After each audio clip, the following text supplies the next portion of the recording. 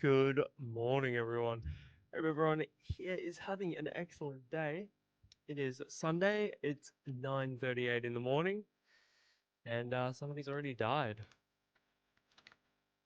Poor fella. If you're drinking anything alongside me, whether it be a coffee, energy drink, a beer, I don't give a fuck. Let us know. Cheers.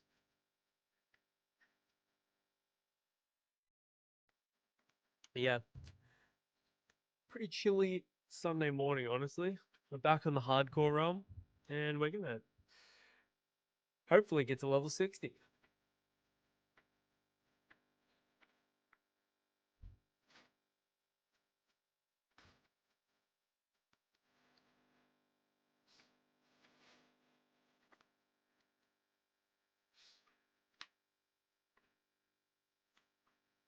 It's gonna go rebuff the Dark Rune Fair. There we go. I don't know if I ever see anyone get any other buff from the Akari. I technically platinumed a game I've been playing. Like I have all the trophies, but I don't have everything. Huh. What's stopping you from getting like the official platinum then?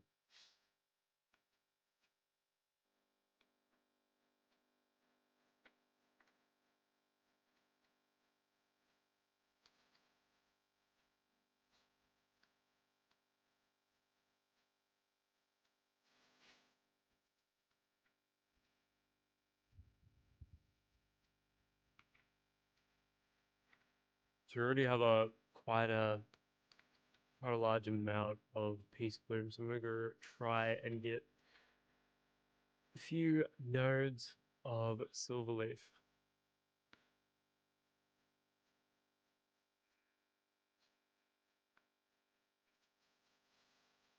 Kari like to get the last two things I need. I have to complete a very hard level without failing once. How long do you reckon it'll take you to do that? Also, and I think more importantly here, what game is it?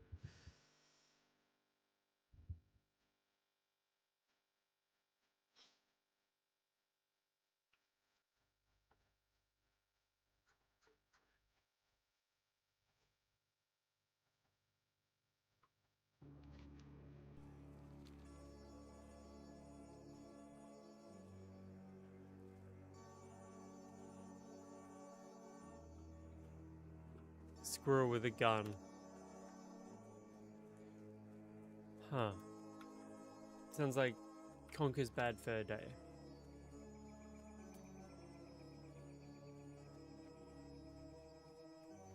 Oh, that game. I've seen that game before.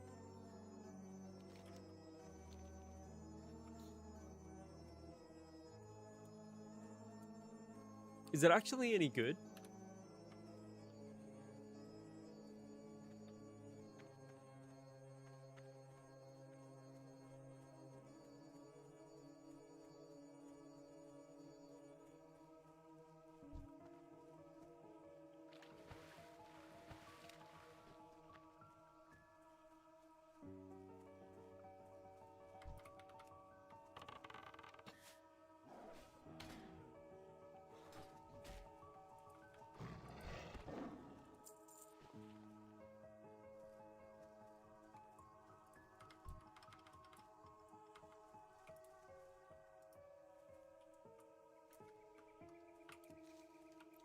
I reckon with my lack of skill combined with lack of luck and how buggy the platforming can be, it'd take me about a few days if I really tried.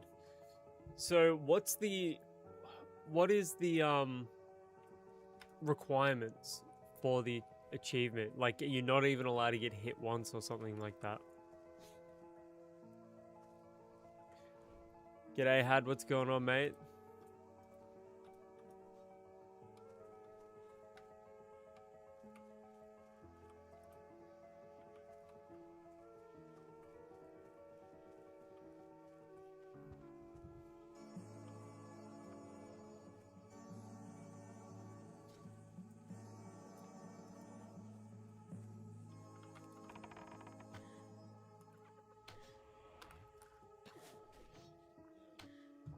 Akari. I think aside from some parts being difficult, it can be really fun. There's also a free Pride DLC. Free Pride DLC? What do you mean Pride? Like, gay DLC? I wish the PvP server had Nzoth numbers. Really? Fair enough, mate. I like how quiet the PvP server is. It's a lot less drama in the world chat, and that alone makes it worth it for me. Too many bad actors on PvE. For the official trophies, you can fail as much as you like, really. But the last bit is just hell. Yeah, fair enough.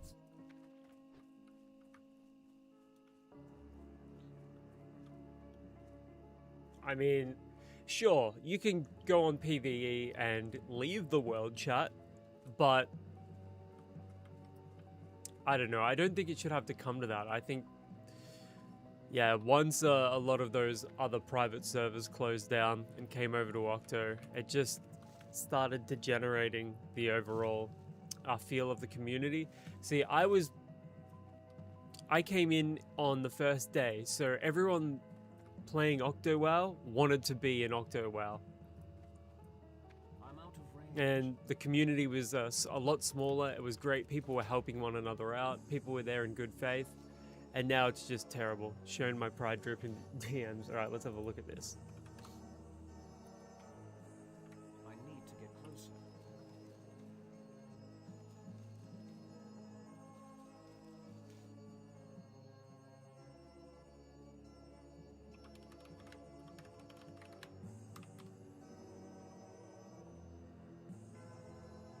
Yeah, all right.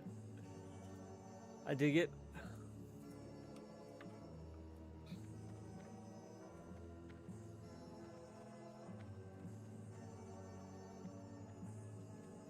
So we should be able to get Briarthorn. I think that's 75, level 75.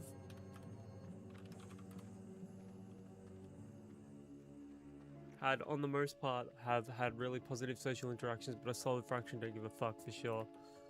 Yeah, so in addition to how people behave in the world chat, I think part of it is also the fact that, in my experience over in PvE, there's a lot more competition for loot. There's a lot more competition for mobs. But I'm only approaching it from how I prefer to play the game. You know what I'm saying? Like, what's the population here on hardcore right now? 385. Like, that's plenty active for me. I still see people out in the world doing stuff. That's plenty active.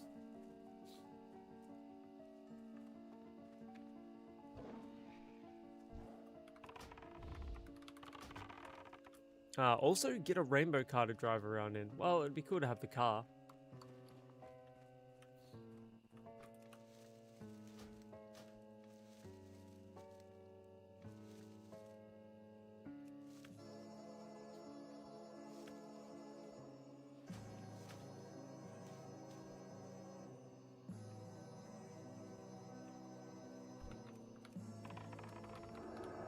I get sad though at not many people queuing BGs. I wonder if PvP server had more people queuing when people are PvP oriented. I might reroll on PvP server. My heart has been PvP since day one. Okay, so there's a poll outside the Stormwind Bank, or opposite the Stormwind Bank right now, where they're asking players on PvE if they want cross-faction BGs. I voted yes for that, because that'll obviously increase how many people are playing. Or joining the BGs, rather. Akari, if you do play it, when you get to the agent tower and see a bunker, just do that to farm acorns. Also, I recommend getting certain outfits, because they can be hella useful. Oh, to like the outfits give you stats in that game as well. That spell isn't ready yet.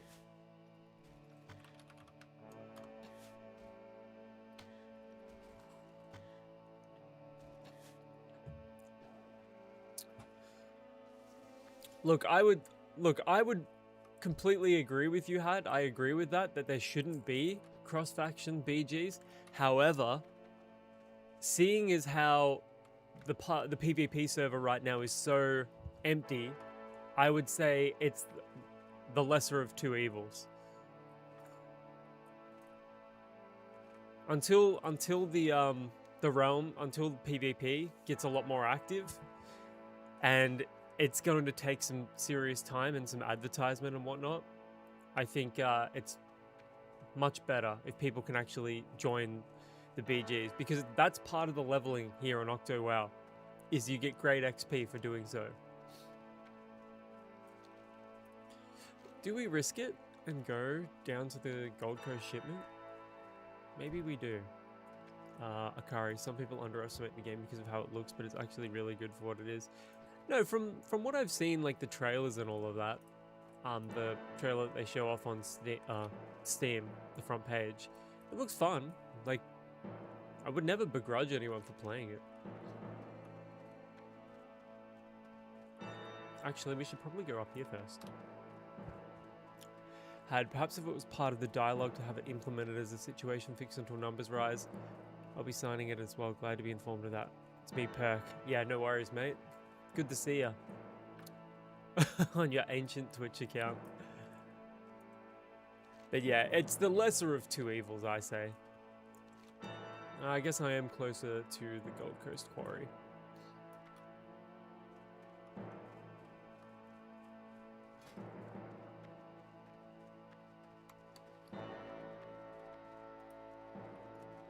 Like, I would much rather see players actually playing on the battlegrounds.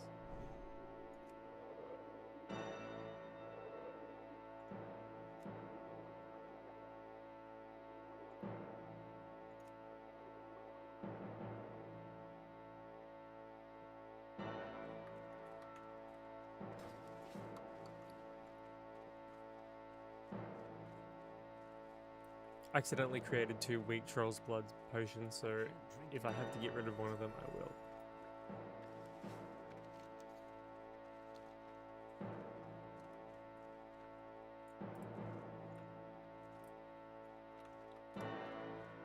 Who knows? Maybe I don't think the vote is going to be successful, honestly. When they patched that in, and I was reading the world chat over on PvE briefly, people were very against it.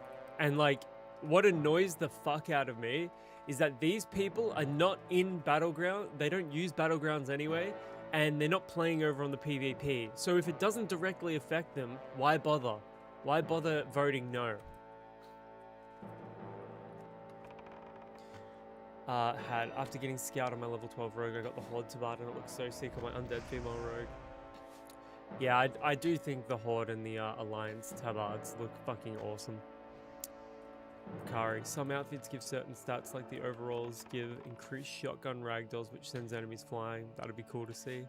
A bomb suit that negates explosion damage entirely. A hat that gives proficient shots with a 6-shooter. Some furs give like unique walking styles. What does the trans fur give you? Does that give you a bonus, or is that just a visual?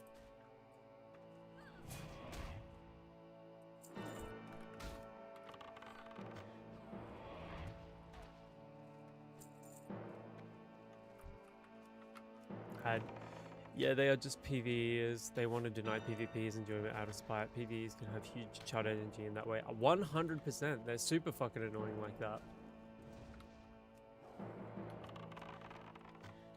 I don't get it, man. A lone peek out, because the same problem we have in RuneScape as PvP is PvEs hate us and want us to suffer, so they will vote no on every PvP update. Yeah, of course. They have to do something about that. Like, it's on the OctoWoW devs to present that fairly. I think what they should do is they should make it so you can only vote if you've actively participated in Battlegrounds.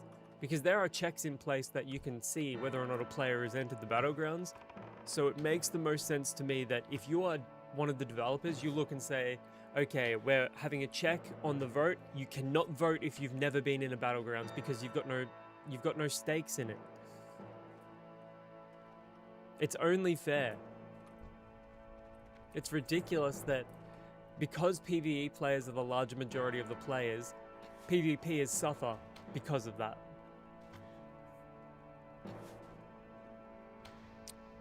We should unionize and drop that wisdom approach to the devs. I'll tell you what I'll do, Purse.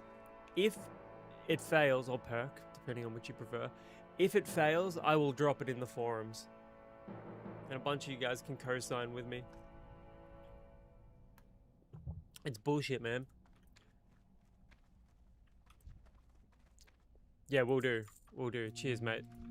Yeah, it's just super annoying to me because, like, these people are voting and they have no stakes. They've got no stakes in it. It does not affect them in any way, shape, or form. And yet, because they're the majority, they're always gonna get their way.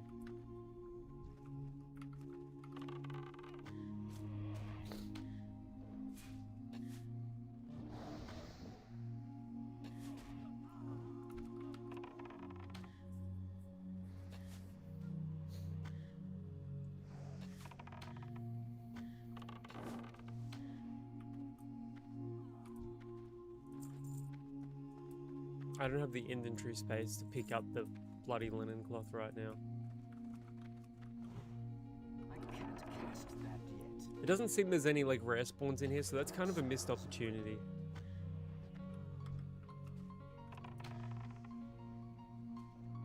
Some of the pride stuff gave increased brick damage, that's it. Maybe because of like their propensity to protest and throw bricks? I don't know. They don't own guns, so they're just out there throwing bricks at people. I don't know if that's it or not. It could check out.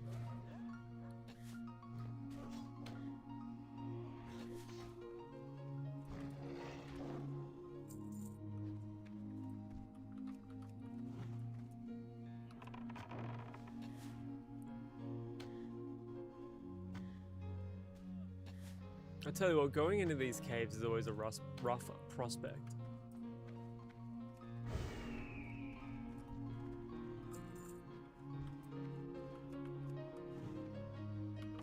Level 17 died in here. That's not too...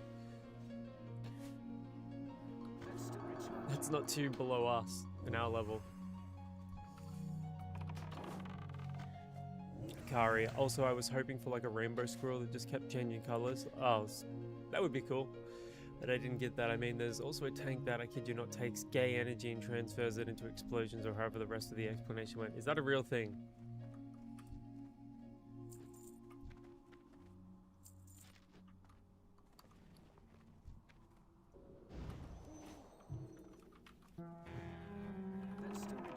I don't like being in here at all.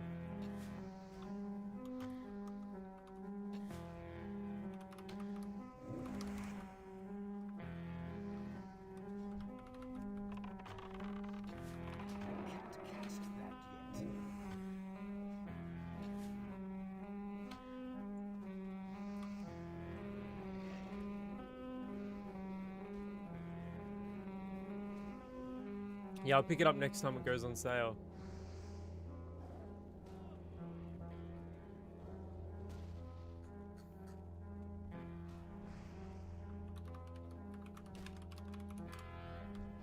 Brother, my pet almost died. I chose to look past the fact that Ninzoth is PvE, but when I realized the server was cross-faction, that was a bit much for me. The spirit of WoW lays within a PvP server. I'll take that to the grave. 100%. That's the way it was meant to be played.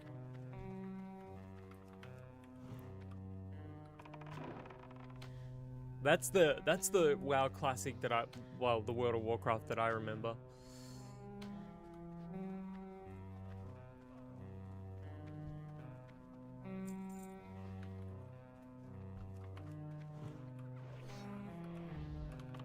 I just hate the attitude those PvE players have towards PvP though. They're so vocal about it, and I'm like, dude, you're not even on a PvP server. Like, before they even implemented the PvP server on July 30th, 2 green drops in a row. But yeah, before they implemented the PvP server, there were people saying like, no, don't do it, it'll ruin the game. It'll ruin the fucking game, don't do it. I'm like, my brother in Christ, you don't have to play on it. It doesn't affect you whatsoever. And they're still so vocal about it. They don't have a brain. They don't have a functioning brain. It's fucking annoying, man.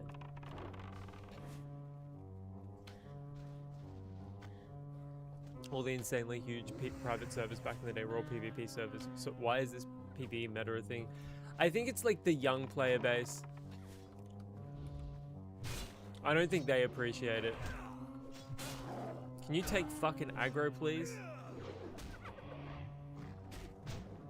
I don't like this. I'm in danger. Fucking hell. Akari, also there's a fur you get for setting off a demon core. Oh, from a nuclear reactor. That's cool. You know what I'm doing? I'm not taking the risk. I'm eating. I'm getting as many buffs as I possibly can right now.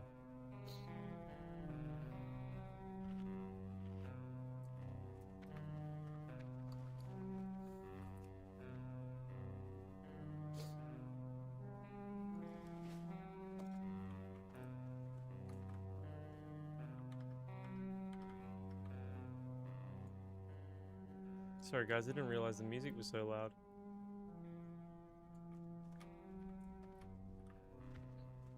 Had pain is part of the spirit of WoW. The pain generates faction animosity, and you get immersed into your faction and generate faction loyalty. It becomes emotional stimulation. That's what PvEs don't understand. Well, yeah, because the factions are pointless for them, really, aside from the aesthetics. For PvPers, it actually is like a consideration. Akari, no pun intended, the game is nuts. Standing around people long enough makes them go bald. I like that they've added those little details to the game. That's cool. Oh shit. Brother. They're spawning in, they're spawning in. Get off me. Oh god, I hate this. Why did I do this?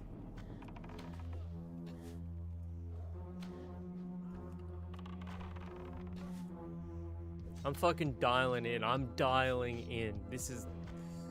Even though they're lower level than me, I still hate this.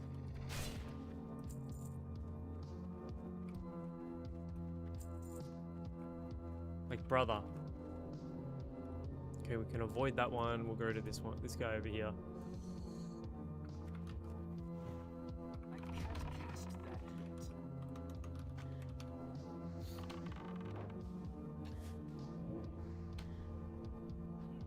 Dude, could you imagine, like, fucking DCing in here? That's still recharging. Hang on, I'll read the chat in a second. I'm just gonna... I'm locking in while I leave this fucking kind of a joint.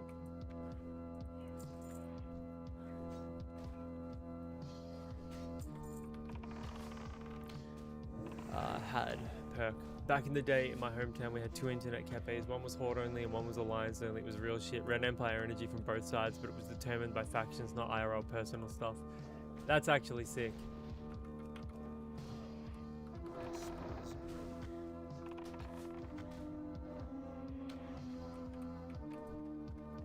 I remember going to see Blind Guardian.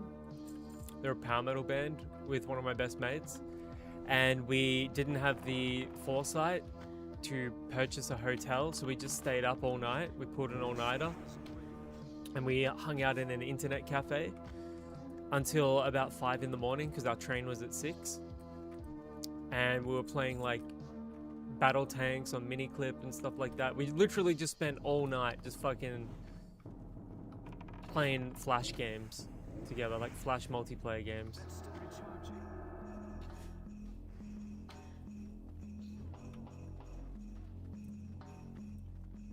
Akari, the stuff I've mentioned probably isn't like 5% of what's in the game. I love how much detail they've added to it, but I've already said that. But it is a good thing that for such a small contained game, a small experience, people are still putting effort into that shit. Yep. And it's because of that vibe back in the day. While die hard PvP server advocate always. Would you even consider playing it on stream? Absolutely. I'd consider playing anything on stream.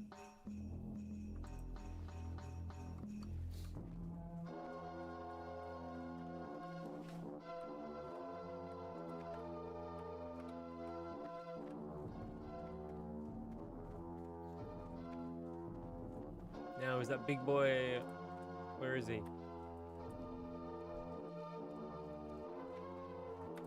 I'm not even gonna bother. I don't care. I don't care about no fucking respawn. I want to get out of here. This cave has left a bad taste in my mouth.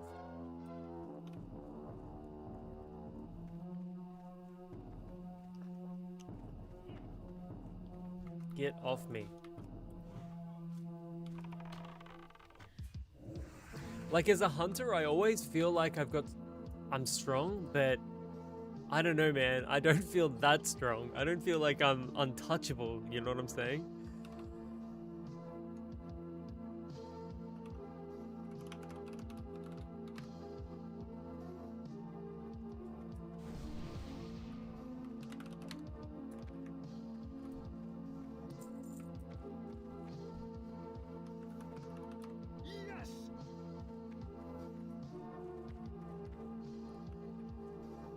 Don't have to shout, I can hear you.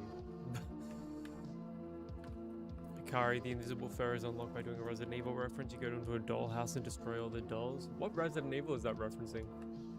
Alone PK. I never grew up with WoW. Most recent I played was a bit of Midnight and got bored, but old RuneScape back in 06, 07 we was all PKing. Yeah, PKing over in the wildy, getting your runes like simmies. I remember that shit, man. I was there too. I probably split my time 90% WoW, 10% RuneScape, but I still have a lot of nostalgia for old RuneScape.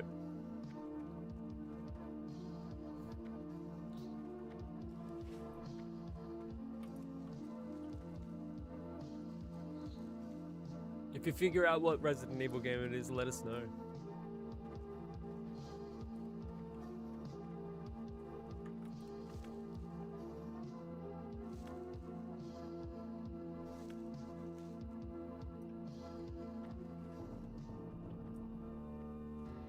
You know, I wouldn't even... Is it 8? I wouldn't even mind streaming some old school RuneScape, but I think I would just be doing boring stuff, so... I guess it's no more boring than WoW Classic, I suppose. I was too poor for WoW. Hey, I'm sure you weren't the only one, mate.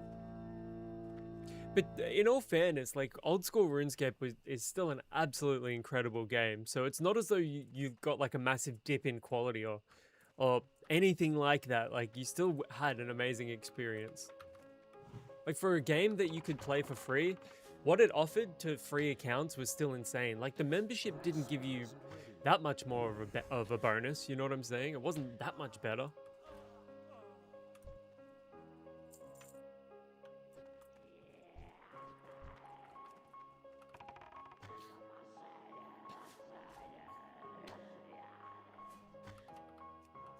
Alone, RuneScape is boring, but it's a boring that I love, and honestly, RuneScape 3 isn't as bad as much hate as it gets. I don't think RuneScape 3 is that bad either. Do I prefer old school RuneScape? Absolutely. But I still think RuneScape 3 has a more modern feel.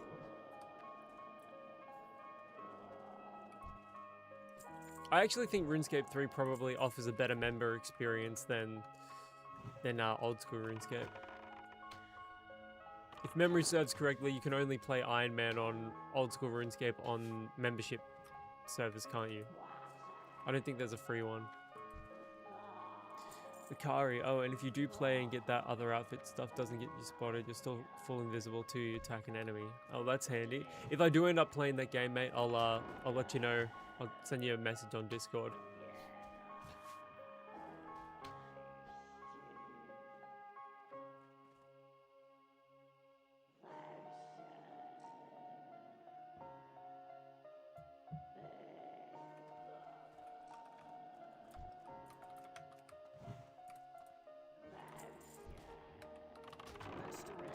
Alone, 100%, even more so with MTX going now. Much better game. Yeah, man, I don't know. I'd kind of like to go back and play some RuneScape. I signed up for that RuneScape private server, the one that was like, it's called like RuneScape 2002 or something like that. It's based around like the original RuneScape, not old school RuneScape. We're talking original RuneScape, like classic RuneScape.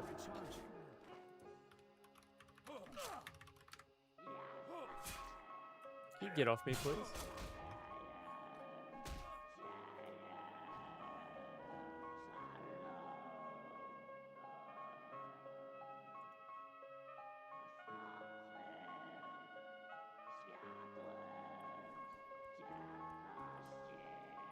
I'd watch the entire stream.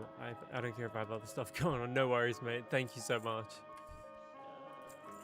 But yeah, I'll let you know.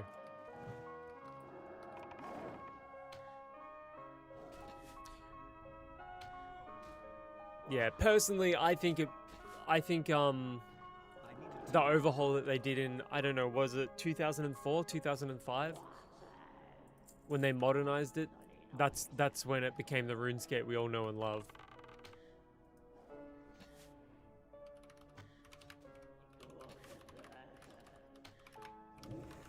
Well, because it became RuneScape 2 from memory.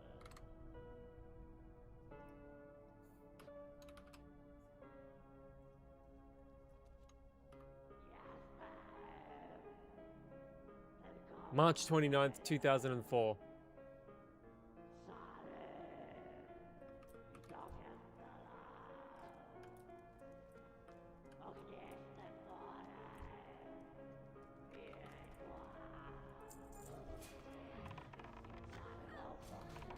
Kari, there's also a Backrooms level and a Squid Games level. I admire their dedication, that's for sure. They're just throwing everything. Yeah, it became RuneScape 2 in 2004. I knew it was 2004, 2005, but it was like March 2004. Dude, I can remember playing that on the family computer.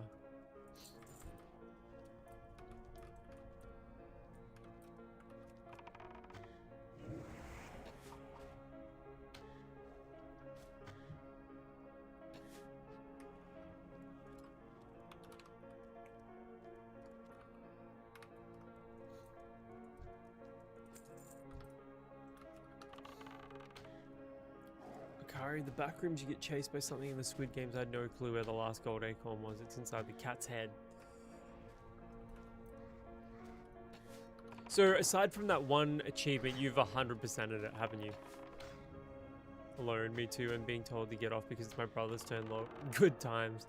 That was the worst, bro. Too far away. I did that. I let my little brother use my WoW account. I still have all of his old characters on my account because I couldn't bring myself to delete them. But yeah, I remember like having that moment of selfish regret where I'm like, I regret showing him the game. I regret letting him use my account. Like at the time when you're like 13, 14 years old, you know?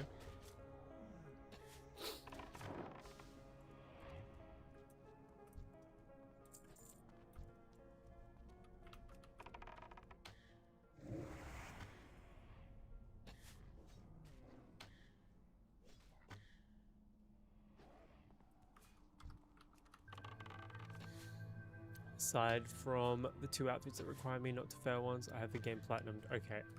So you're just doing it for completion's sake. Are you actually going to do it, or are you going to just leave it as it is?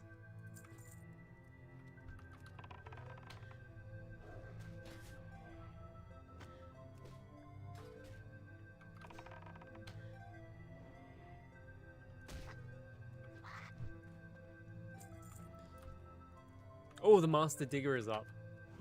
Oh, we actually get a rare spawn. He drops a shovel from memory. A shovel with agility. Which I can't use because it's a fucking mace. So hopefully he drops something else that I can use.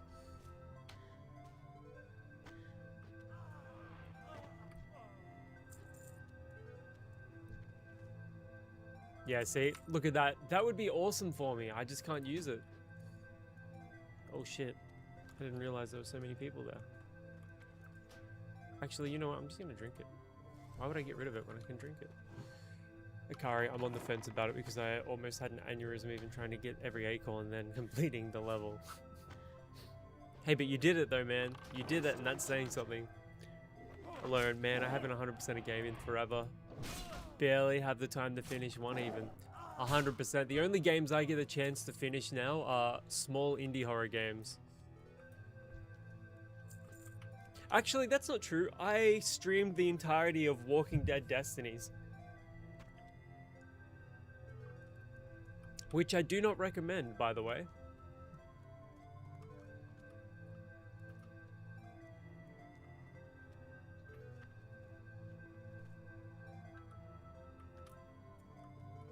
Although it was cool seeing Shane survive and take Rick's place. That was cool, I must admit.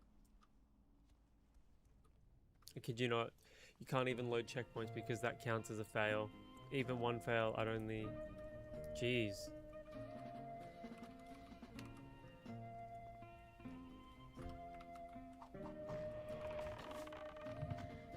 Strict.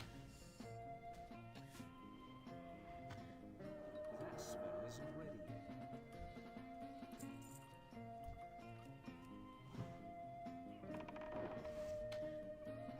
I ended up, so when I was in high school, I ended up selling my RuneScape account for like 400 bucks.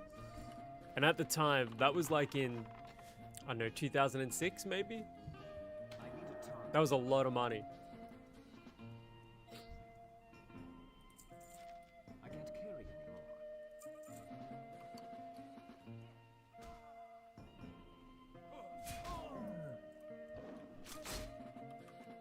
anymore. Alone. I split my time between Smite 2, Final Fantasy 14, and Division 2.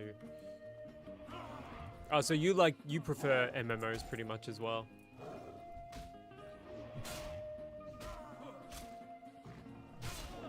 Ikari, most movement is with guns that suck for movement. Like what? Give me an example. I don't have a target.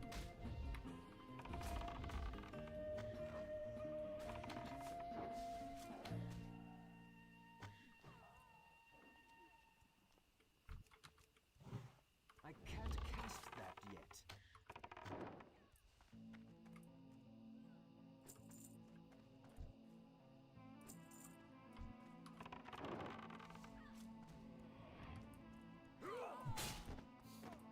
Just the underhand fucking swing.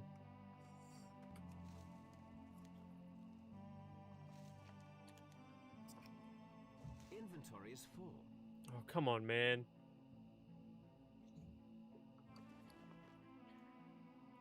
Okay, what can I get rid of here?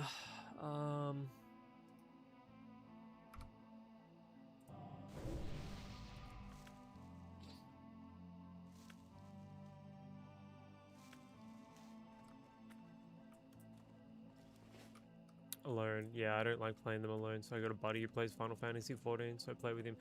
Is that free to play or is that sub? Do you only have to pay the box price for that, or do you have to pay a subscription as well? I'm pretty sure it's subscription, isn't it? From memory. Unless, but it does offer a free to play mode, doesn't it? But you just can't use the auction house, I believe. Is that it?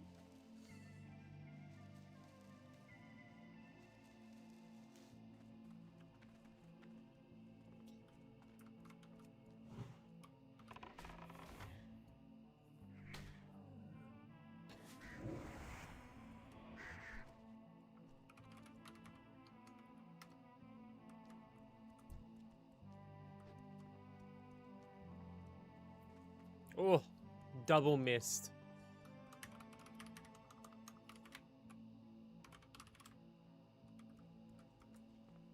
Oh, fuck.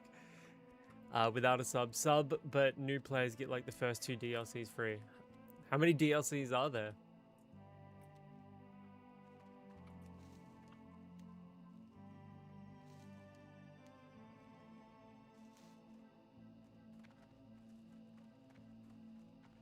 Well, you can't do a lot like chat, make a party, AH. Yeah, I thought so. I thought it was like pretty, pretty restrictive, unfortunately.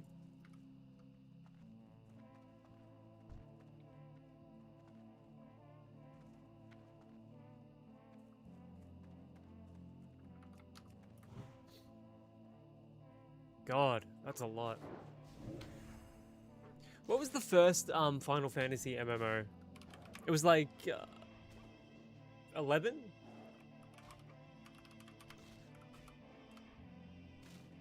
Yeah, Final Fantasy 11. I have that on the PS2. People love Final Fantasy 11.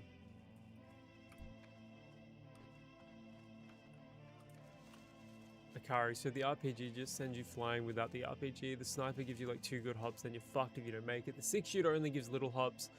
The grenade launcher barely does anything, and the pistol is also very weak for hops. The zero grav gun is decent, it allows you to hover for a bit, then hop. Then the Uzi is one of my favorite for movement when it comes to distance. There's more guns in that game than I would have thought. I just got done playing it on a private server for like 200 hours, so good. Oh, Final Fantasy 11.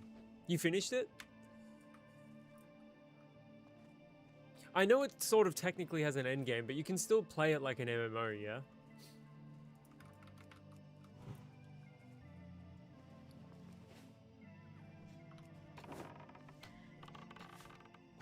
What was the player count on the private server? What was it called? I might actually look into playing that.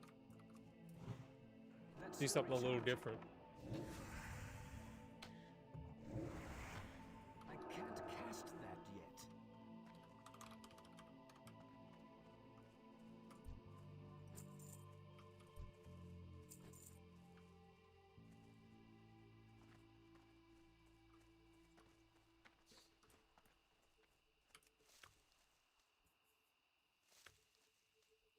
Shinobi Flash.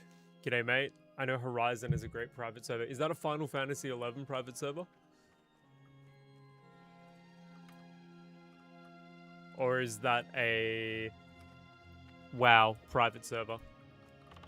Because Firestorm's meant to be a really good War Within private server. Alone, God no. I was confused for half the time while learning old systems, and Cat's Eye was the name. Okay, thank you. I'm gonna...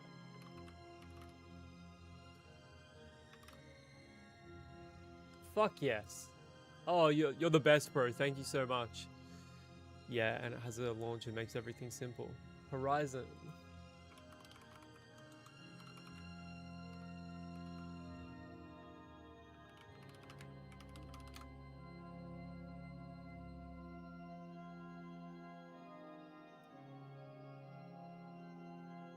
Horizon and Cat's Eye. Thank you so much, guys.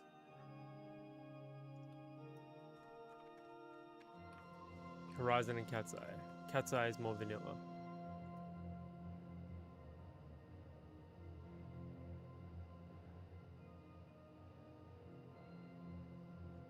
Can one of you guys please post the link for Horizon in the chat, please, if possible?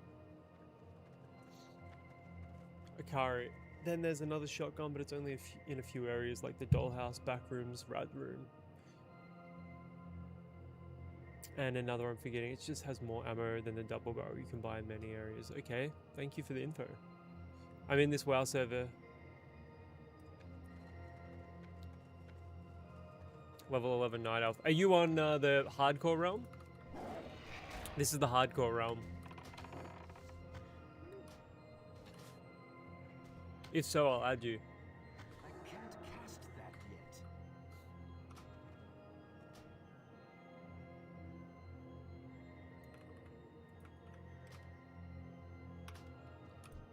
There we go, I added. My character is Darklord. Obviously. You can see it up the top there as well.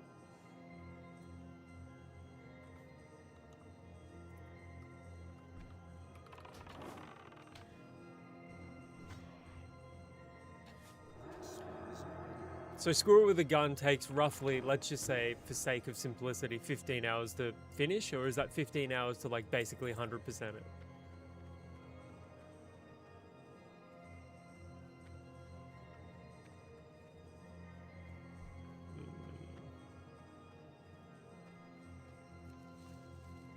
Shinobi.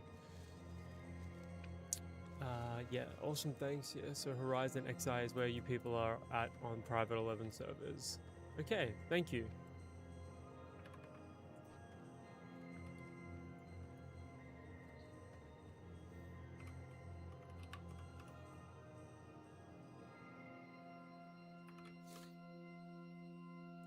Okay, I found it. Thank you so much. So which one's better? Is Cat's Eye better or is Horizon better?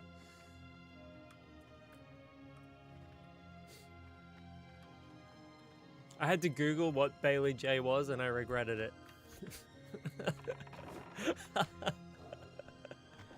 I'm not in that realm, so the reference was lost on me.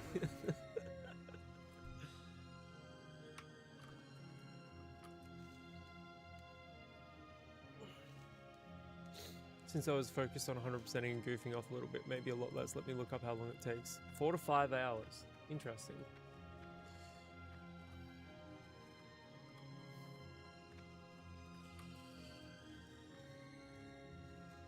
Cat's Eye has better experience.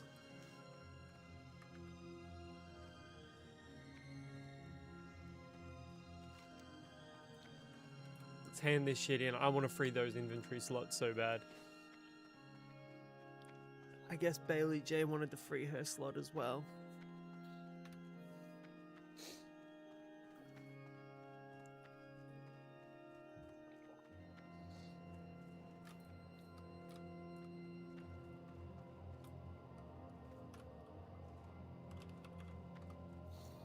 Here we go. Here's the one for you guys.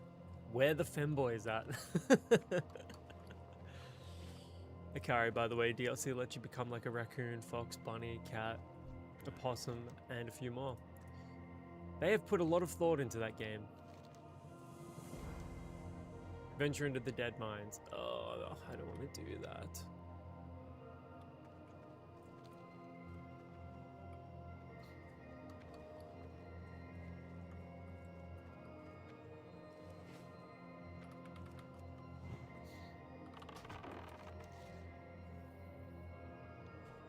So are we done in Westfall?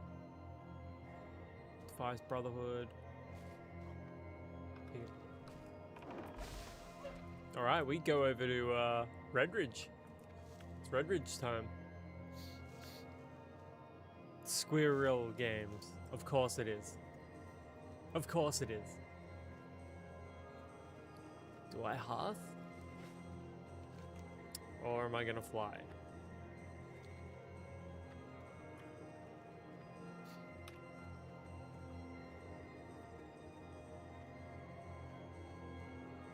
Horizon or Cat's Eye? 800 players. They both look promising.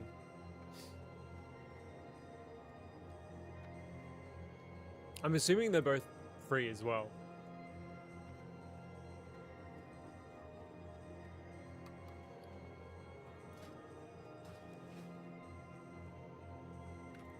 When you fail, it says on nuts. Of course it would. Of course it would. It's the perfect game for such a comment.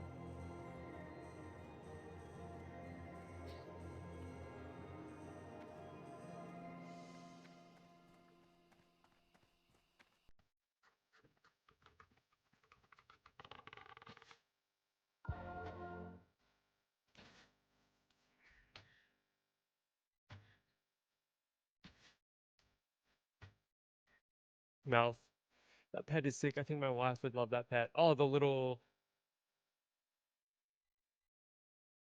starting area links. Yeah, I've got to get rid of it. It doesn't even have a special ability. I can only teach it growl. But it does look cool. If you go, there's a it's like the first one that you have to kill, and it's like a level 10 or something like that. Oh no, actually, I think it's like a little lower in level than that. But it's the one you've got to kill for the quest. If you go and tame that one, it gives you rank 1 or 2 of bite straight away, which is really good. I didn't do it this time around because it would have smoked me, and I would have lost the character. Kari, if you steal a phone from a civilian, you get to interact with it to get squirrel facts. They're not really facts, but more of jokes. But yeah, it's like I was saying to you before. I love it when developers put little bits and pieces into their games like that. I don't know, it just you don't see like massive AAA development teams doing things like that in their games. It's all bullshit now. It's I don't know. The only thing that you really get with AAA games nowadays is you get better graphics. And if better graphics was that big of a deal, no one would be playing these old games. But yeah, I think graphics probably peaked a few years ago, and nowadays it's just they're all a waste of money and resources, and they're all used to push political agendas and a certain narrative. People aren't making games to make good games anymore. It used to be the priority for game developers was, okay, we're going to make a fantastic game, and that was the priority. And nowadays it's like, we have this political agenda, this political narrative we want to push, so we're going to do that, and then the game comes later. That's what it feels like nowadays. Like the latest fucking Dragon Age, for example. Yeah, when's the last time there was a good AAA game? I guess Baldur's Gate 3, Elden Ring. You can count them on one fucking hand. I mean, Baldur's Gate 3, it has that sort of, that feel, that narrative, but I still think that fundamentally Baldur's Gate 3 was developed to be a fantastic game first and foremost, and to just give players the maximum amount of choice possible. So that's why it gets a pass.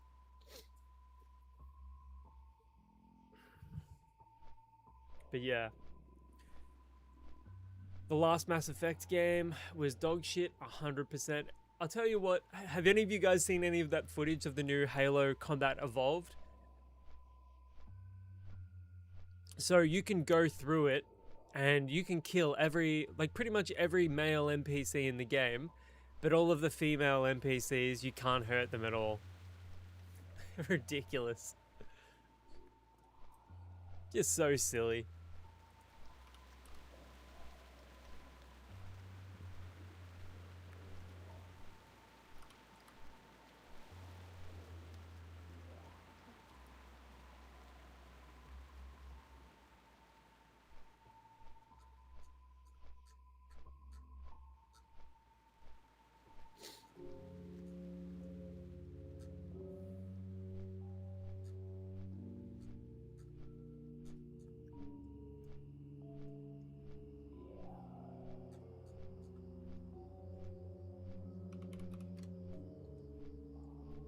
Yeah, I know. It's ridiculous. And I watched another reel that was showing that one of the NPCs that has spoken dialogue was a face scan of one of the original developers, and it was like a tribute to him. And they just replaced him with like a black lady in this.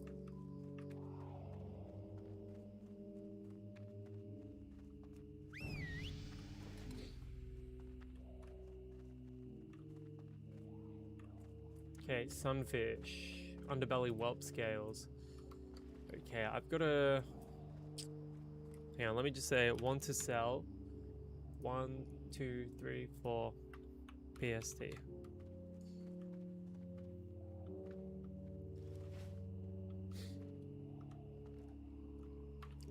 Car. It's like when billionaires buy farmland and turn it into data centers. Nobody but the billionaires profit from it. Plus, it just ruins everything.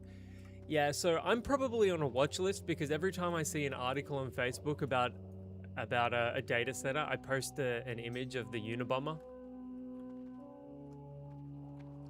How much?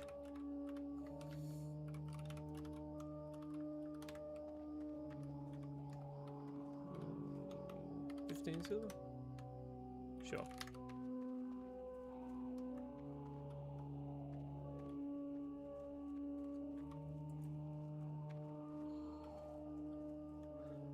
Is that an L? L res. I res for tips. Okay. I res for tips. Mystic slippers. 15 silver.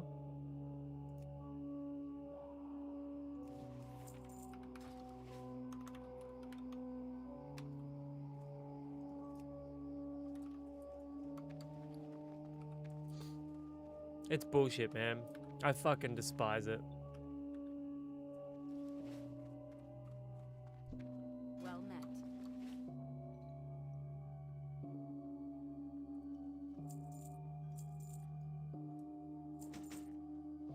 See you around.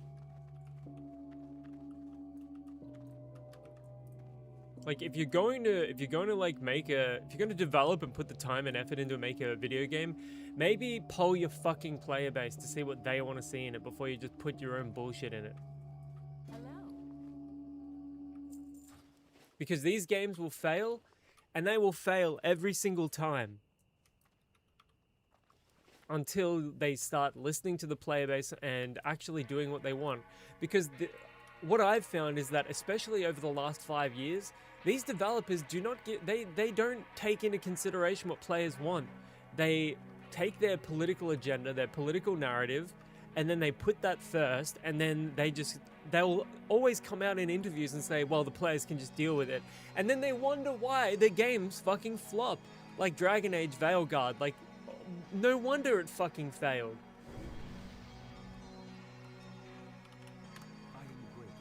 It's horseshit, man. It's just so horseshit.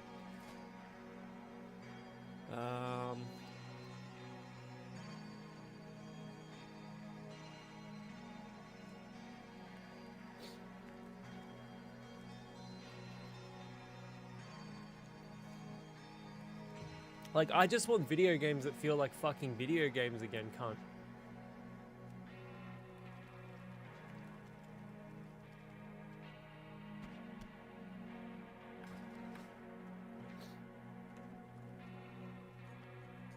No wonder. No fucking wonder games like World of Warcraft Classic. I mean, not even World of Warcraft Classic was free from it. Like, they removed all the paintings from the fucking wall of, like, the elves in the bikinis and shit. And, like, the scantily clad armor and whatnot. But at least when you're playing a World of Warcraft Classic private server, you jump in the game and it feels like a game. It feels like video games that you used to see and you used to play and you used to, like, get excited about with your fucking friends. What game are people excited about anymore? GTA 6? Because I can fucking promise you that is going to be disappointing to people. I can promise you GTA 6 is going to have the exact same bullshit everyone else hates in it. Go look at the developer team and then you'll understand.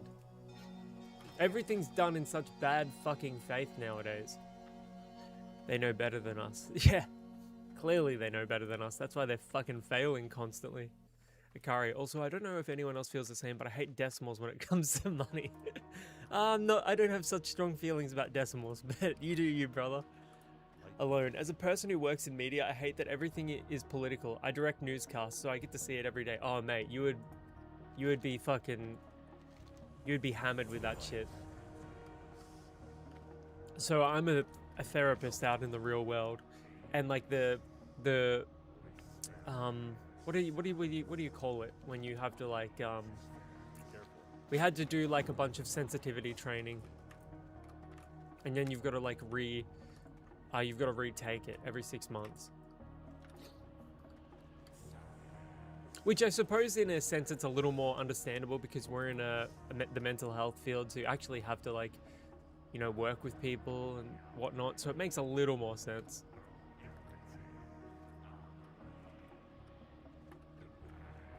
Look, see, Akari, I don't mind if players, I don't mind if games have color or if they're happy and about things, like, but the story and shit should always come first. The gameplay should always come first. And we live in an age where that stuff is it's lower down on the consideration.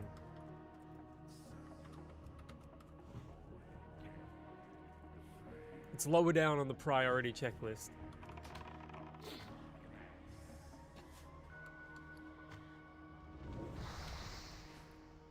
Dude, they hit like a truck, man. I got sensitivity training at work for calling Bernie Sanders a commie. Well, he is admittedly a fucking socialist, so there's not that much degree of separation between a socialist and a commie. So I totally get it.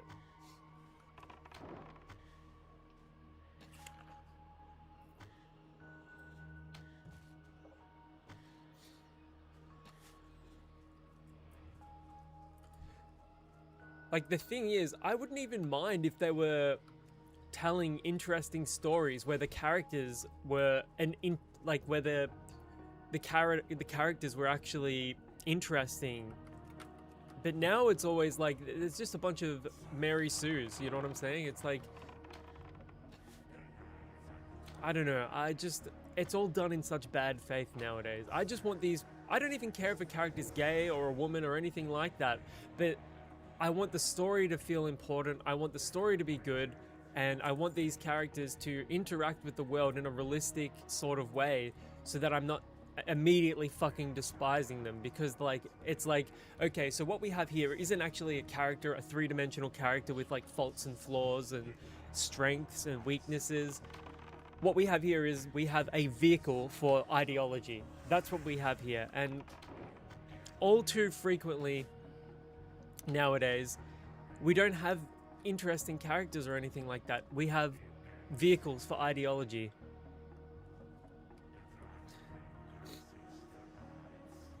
It's disturbing how people can look at a same-sex couple being happy and look at them with such disgust. Like, is your life that sad and lonesome? You have to diss on people being happy and not bothering you about it, or have to affect your life in any way?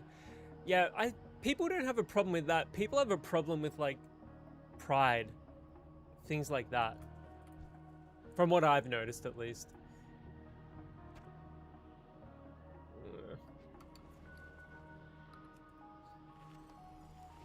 But I obviously, yeah, get where you're coming from. What are we even talking about right now? Well, we were talking about, like, game development. And how gaming just doesn't feel the same anymore.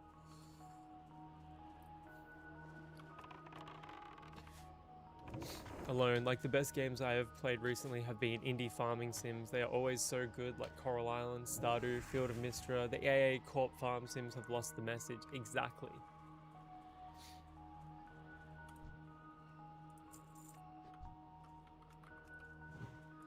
It's terrible.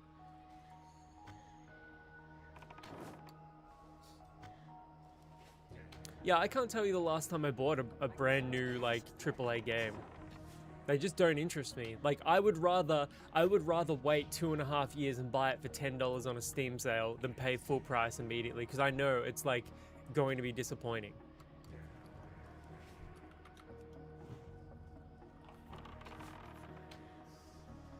I think the only game, like, that people are pretty happy with lately has been Arc Raiders.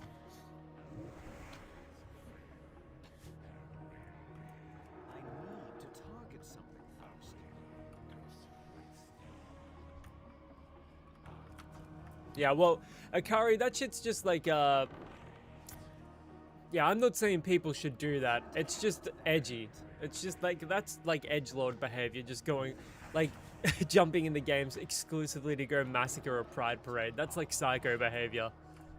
But I'll tell you what though, if they add those parades into the game and then they're untouchable, like you can't actually affect them, like you can't interact with them in any way, shape or form, and they're just like static, that says something. That says something about what the developers expect the players to do with it though, in which case, why are they implementing it?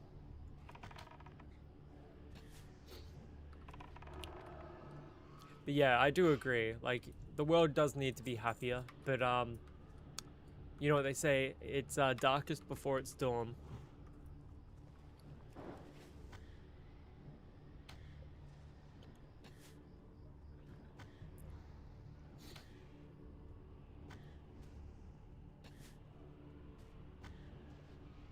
Oh no.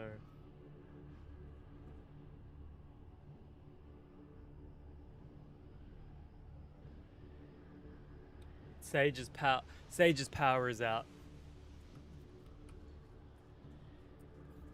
Oh no, 100%. They, like, Rockstar will be implementing pride parades to be inclusive, but it's how players can interact with the parade.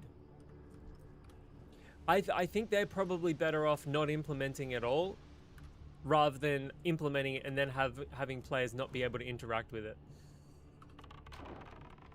But I guess we'll wait and see. I'm probably not going to play GTA 6. Like, Grand Theft Auto for me will always be the first 3.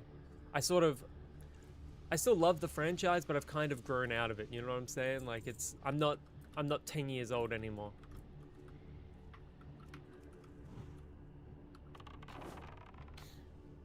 I'd like to speak to a rabbi. Yeah, you need to speak to Rabbi Shmuley.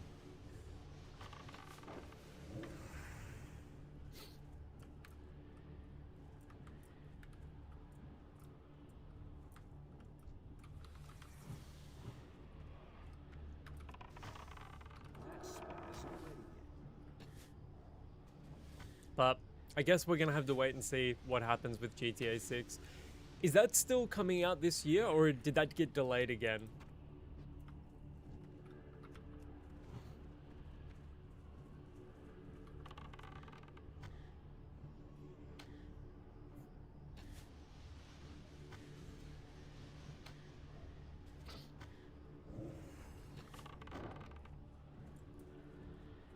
More than anything, I took umbrage with the lack of, fuck it, I'm gonna get rid of that. I took umbrage with the lack of fucking, lack of a physical release for GTA 6. That's what I had the biggest, issue with. It not getting, physically released for like another year.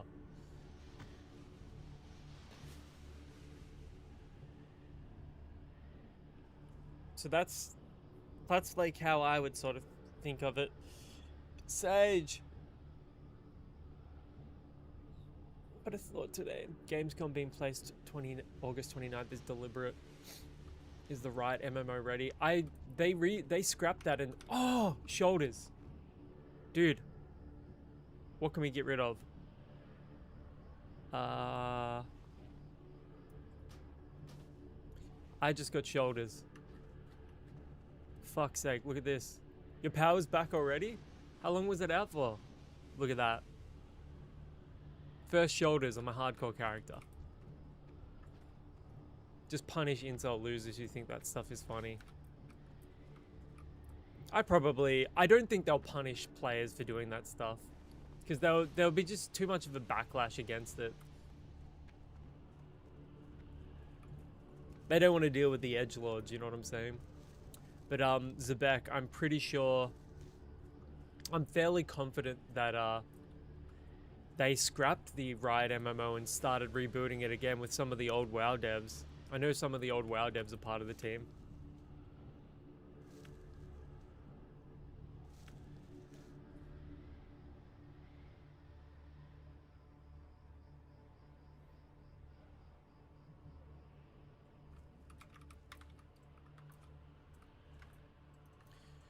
I guess we'll just have to wait and see.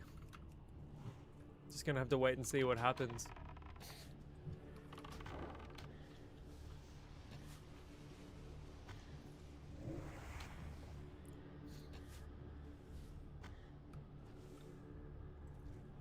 What I do know is that they're gonna sell a hell of a lot of copies of it.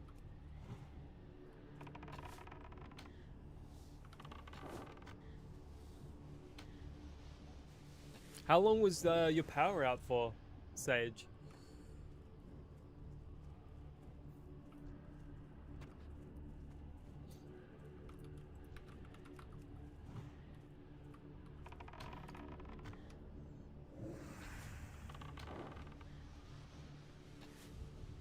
You get it to hate on Pride.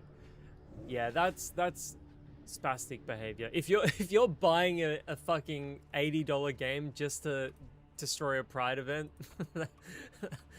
that's fucking spastic behavior. Who would pay $80 just to fucking mess with an in-game Pride event?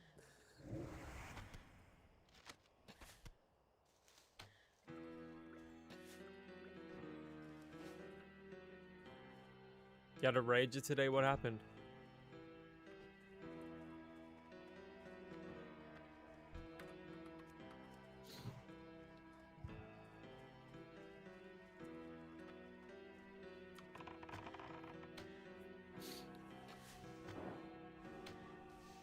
Oh, hailstorm, right. That bad, huh? Did you get any videos of it? If you did, you should chuck them into the Discord.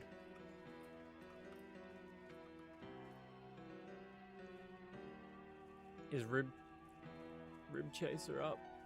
Come on, man. Yeah, post it in my Discord.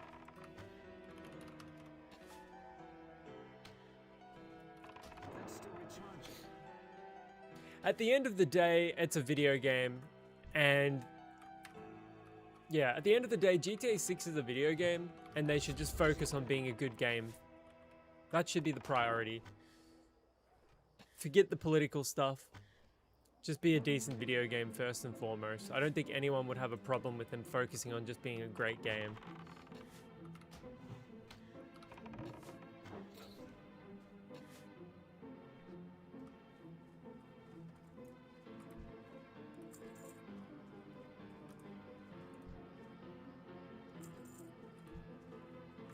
How much is this vendor for?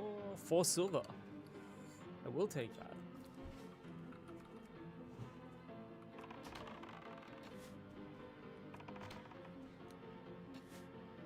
We're about to hit level 20.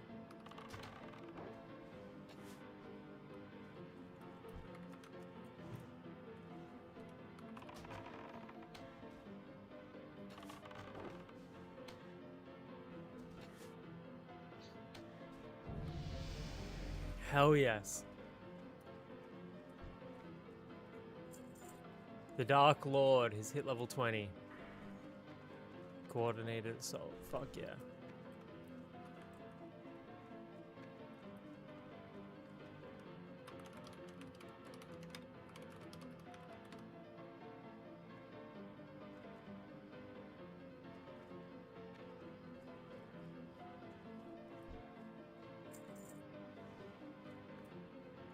Oh, dude, I cannot wait to get my aspect of the cheetah.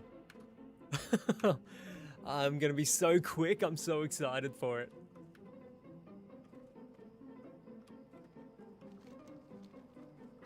And then we put our next points in pathfinding. Although, I don't know, man.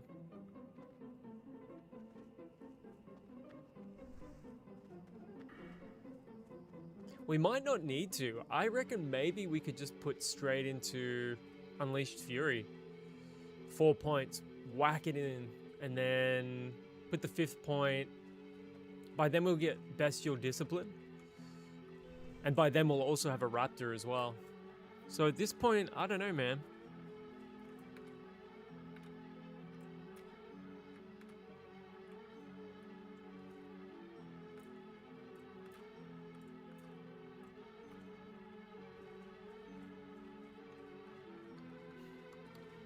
Oh, Geodude. Need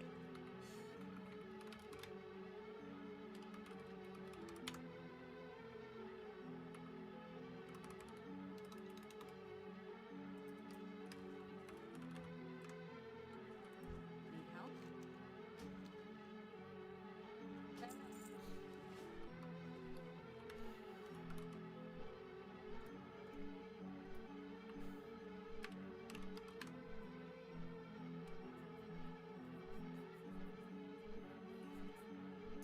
Fucking cold, guys.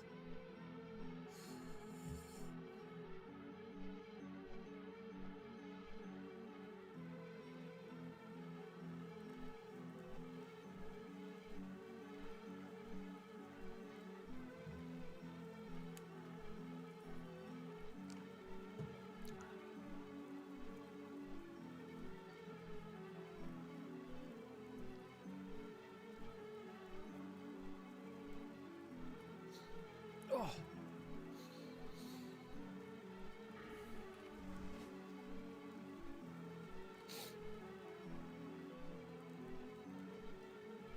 So I've been messaging this this guy on the Facebook Marketplace that's selling a monitor attached to a monitor monitor stand as well. A mounting arm rather. What's this? I can play on stream. Did you post the video?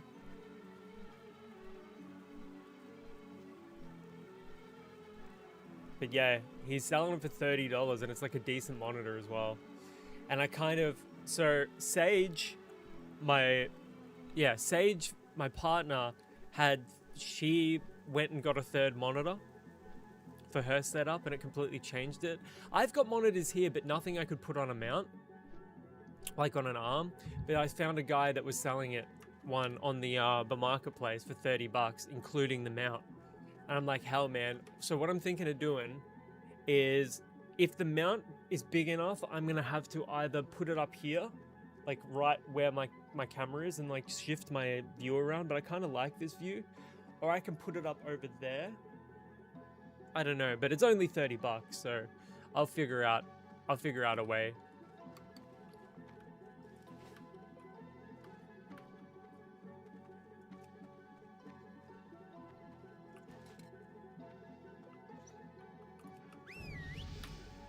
How'd your stream go this morning, Zabek?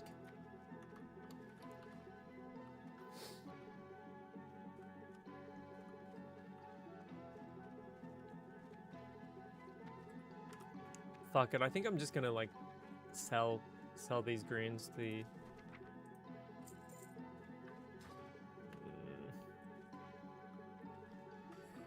But yeah, my desk isn't big enough. Like, my computer is a fucking chonker, man. So ideally, I guess I could put the computer on the ground, but I really don't want to do that. I fucking hate it when people put their computers on the carpet. Like, this is like thousands and thousands and thousands of dollars of equipment. You gotta look after it. You gotta treat it with a degree of respect. Can I help you?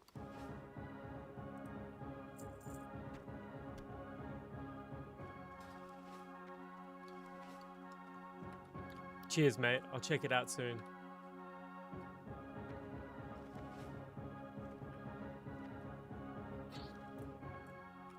I was telling Sage last night about how you thought Blizzard got in touch with you, but it was just an art bot. Because I knew, like, as soon as I saw that, I was like, oh, dude, he's going to be so excited for this.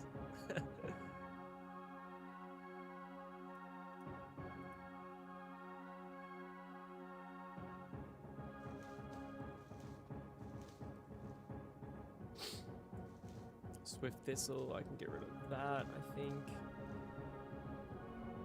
Get rid of Earthroot. Put that there, put that there. I think aside from that, we're good. Hey, I'm selling art. Want to buy art for $300? No, I do not want to buy art for $300.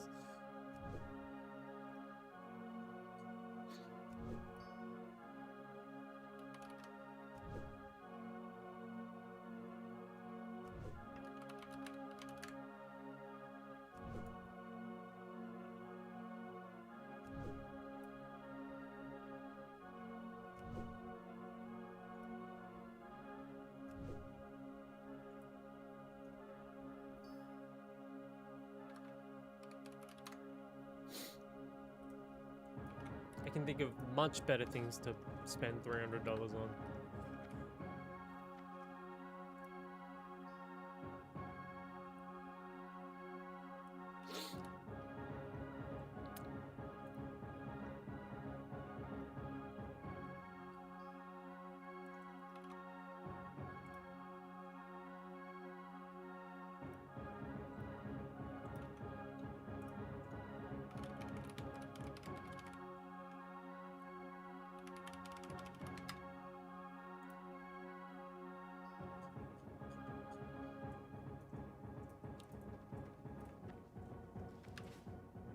Yeah.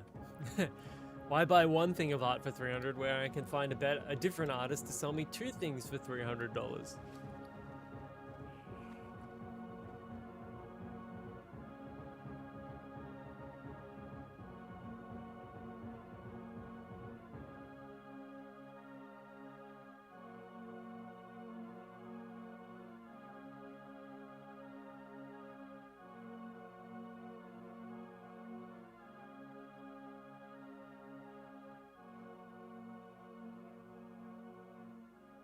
He's asking if 3:15 works.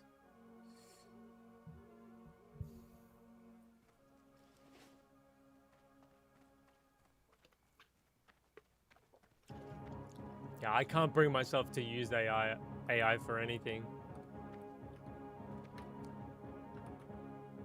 I just can't do it.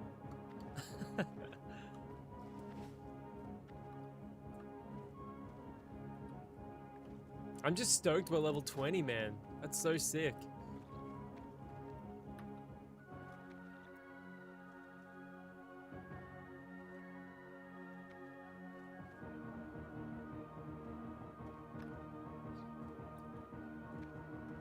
Well, a lot of artists on Etsy and all of that, they're not allowed to use AI.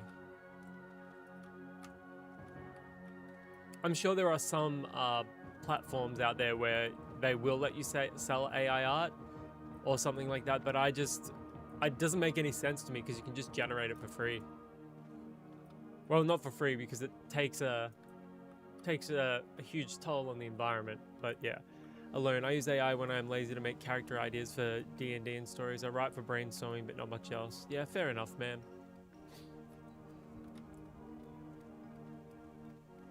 I think if I were to like develop a game, I would use AI to help in the development, like with the coding, like Neb uses. Welcome. Brow rank 3. Watch your back. What can I do for you? Aspect of the cheetah. Oh my god. Men pet rank 2. Arcane shot. Dual wield. Dude, we're poor again. Aspect of the cheetah. Men pet. Arcane shot.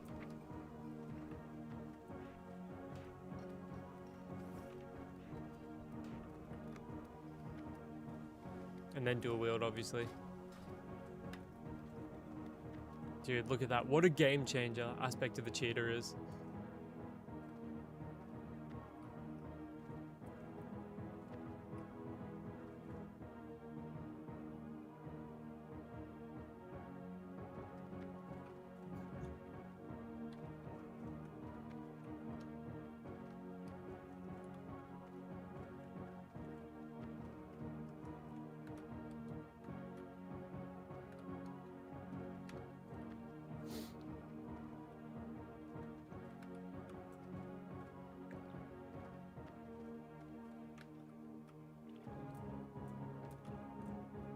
Yeah, the Holy Crusade against AI is weird to me. It's a tool to be used and it's honestly not that deep, long as people are honest about using AI to help. Look, man, I'm not in favor of AI, but I think you can use it with intentionality. I think just generating AI slop is fucking... I can understand the crusade against that, but in instances where you can actually utilize it with intentionality, so for instance, I remember reading an article about doctors training a certain AI to detect breast cancer better. In that case, like used in those specific circumstances, I can absolutely see value in it. While I'm here, I'm going to hand in these quests.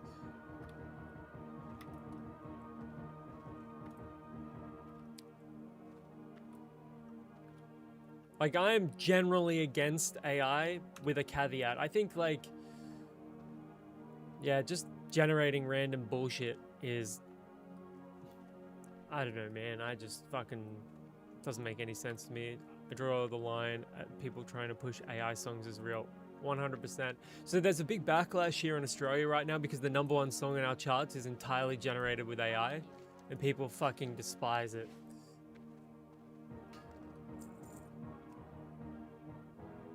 See you around. Okay, so we're gonna go Old Town first, then up to the Dwarven District. Okay. My theory on AI is that they're taking disembodied Nephilim spirits and slapping them into microchips. Big brain conspiracy right there.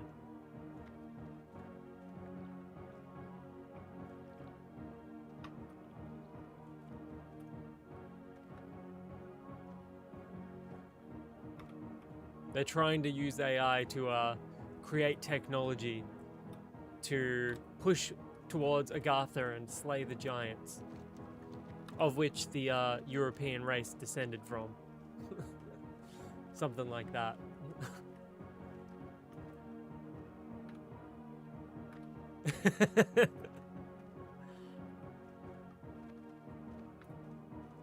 We must return to Agartha, boys. Well met.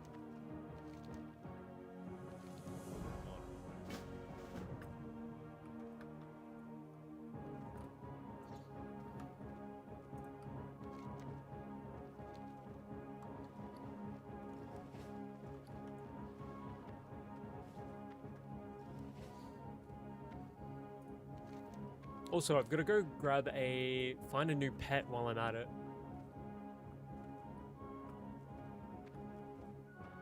Wrong place. Actually, what are you selling in here? Blade merchant. Looking for something specific? Nah, the giants are from fallen angels. They bred with human women to create Nephilim and then mostly drowned. Oh, we can dual wield now, hey.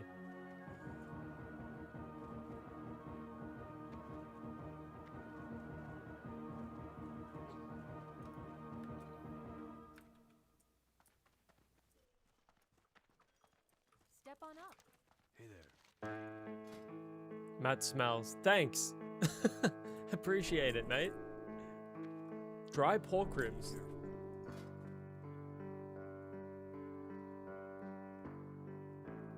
I know, I'm the worst.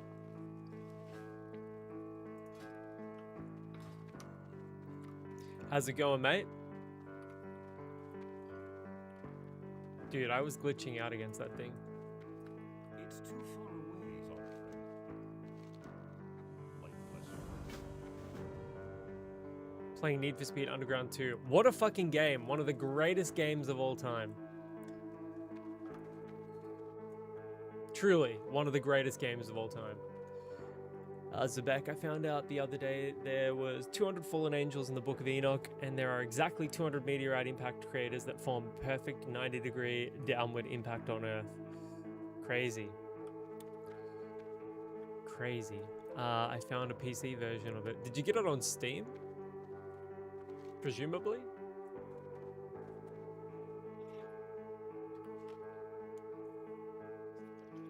GOG, good old games?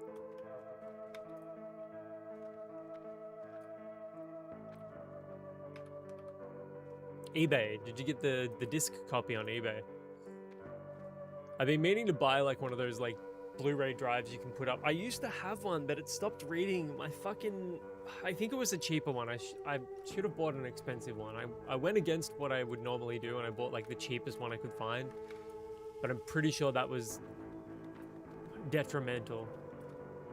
Because I was like watching my Blu-rays through fucking VLC, and VLC never lets me down. Can that collect for Need for Speed Underground 2? Ah, interesting. I know that explains how certain celebrities have been around for generations, lookalikes. Yeah, they say like Keanu Reeves is like an angel. I've seen those rumors, and I've also seen Nicolas Cage.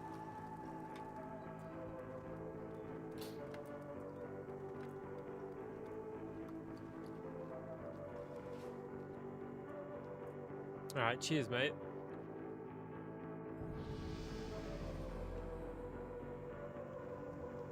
Dude, I don't want to miss this. I don't want to miss this. I don't want to miss this. No. Nice. Just made it. That new Seth Rogen movie with Keanu Reeves where he's an angel who lost his wings equals soft disclosure? Possibly. It's meant to be a decent movie as well. Simpsons Hit and Run and Need for Speed Carbon. They're doing a remaster of Simpsons Hit and Run. That game is fucking awesome. I regret selling that. I should never have sold that.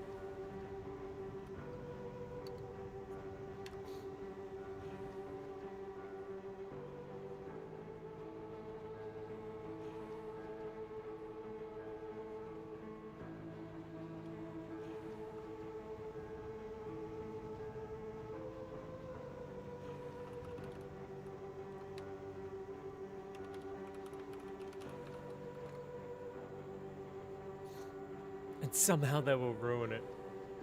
Please don't ruin it. Please don't ruin it.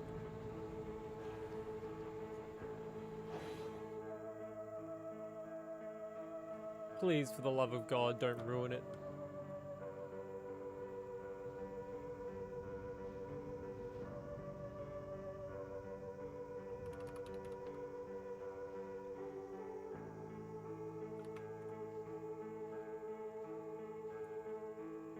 But you know they will though, unfortunately. It's just how they do things.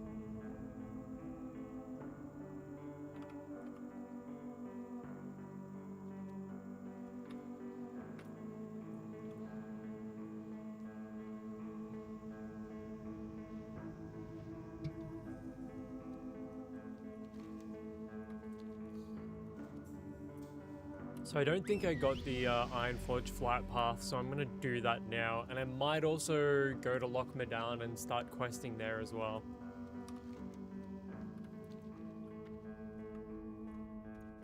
Alone, I would love to see an Ed, Edd and Eddy Misadventures remake. I think that'd be great. I don't think it'll happen.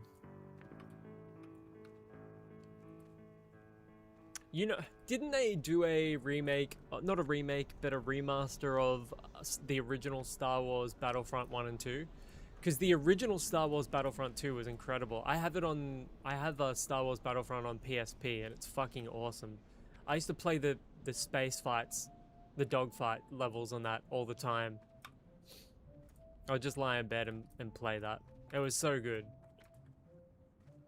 I think the PSP is the greatest handheld console of all time.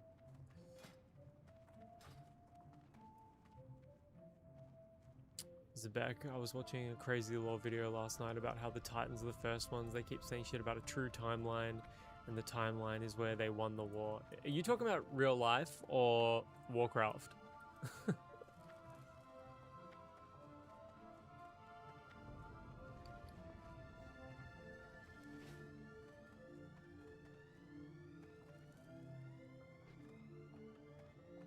Okay. They're like, oh, the Titans in real life. Nice.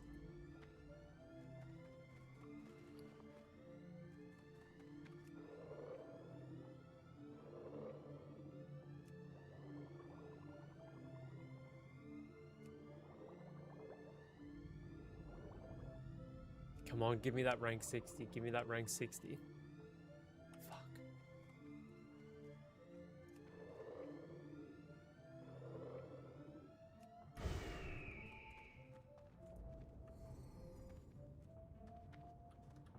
I can't drink any more yet. No. Safe trap.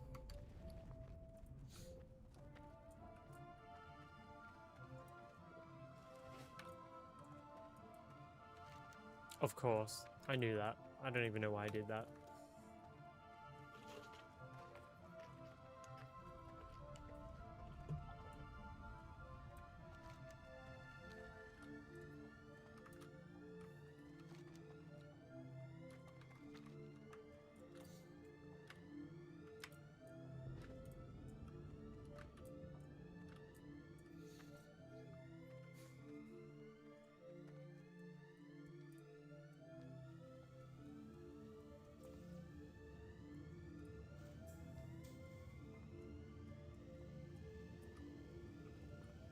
What's on your mind? What's your back? My, you're a tall one. My, you're a tall How one. are ya?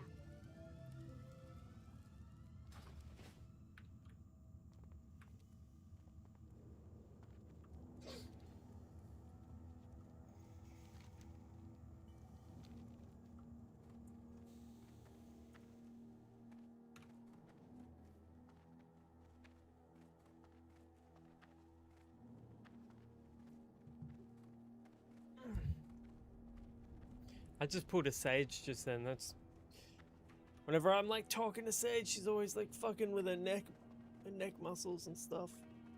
I don't know how she has a spine still.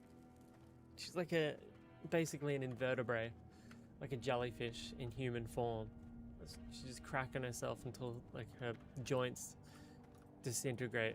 She goes full on jellyfish mode.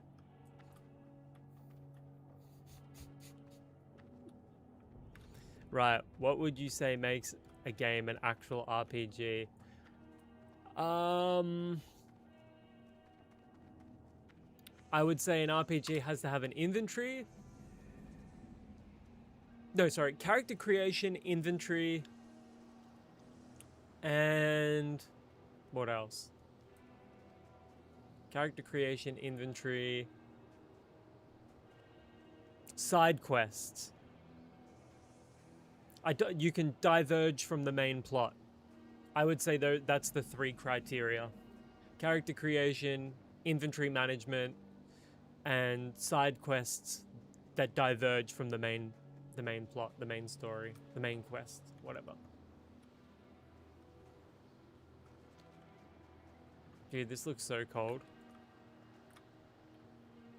Why, what do you guys think?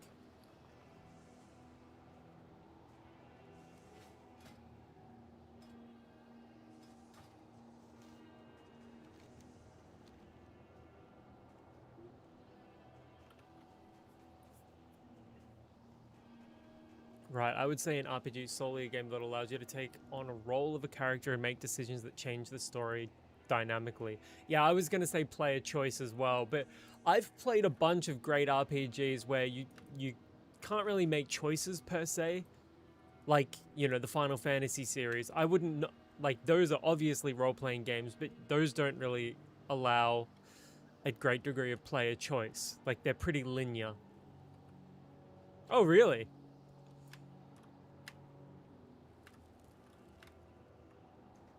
Hot take. We've got some hot takes coming in.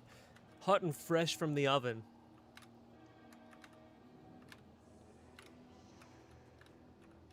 They are pretty linear though, but they do have an open world that you can, like, when I think of like Final Fantasy X, for example, that's one of my favorite games of all time.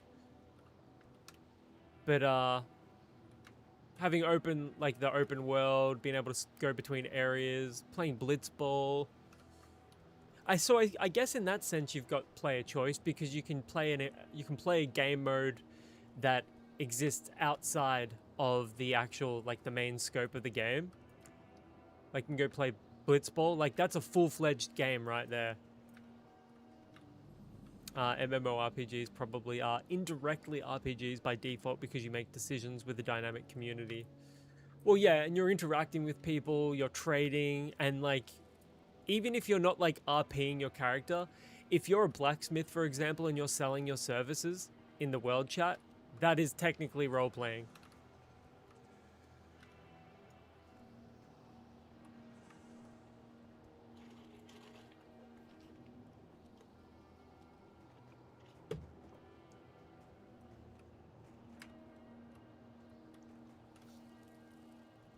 But I suppose I do, in some sense, understand the argument against the linearity of Final Fantasy, making it not so much an RPG. But I suppose, like, you could make an argument that because you manage your inventory, because you select your gear, because you're, like, upgrading your, you know, your weapons and all that so you can perform better in combat, because you're, like, picking certain different characters, like you want to go into a different battle, like maybe you want to pick Auron, or maybe you want to pick Lulu or Titus or Yuna or something like that. That sort of player choice, that sort of strategy could lend into the player fantasy rather. Hardcore is a perfect example of this because the tank dying changes the server. Oh, this is 100% RPG.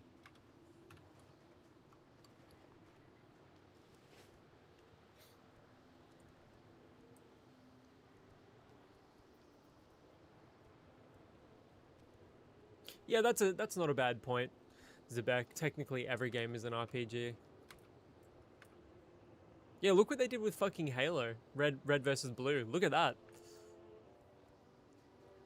Do you guys remember Red versus Blue? That was the shit back in the day. I remember watching Steven Larson, 10 for the win. Do you guys remember Steven Larson's 10 for the win? On Machinima?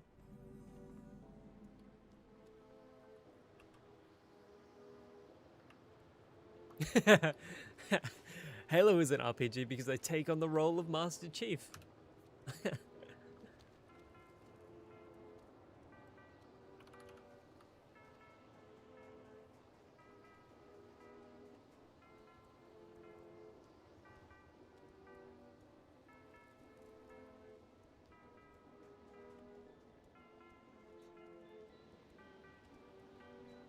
The good old days, mate.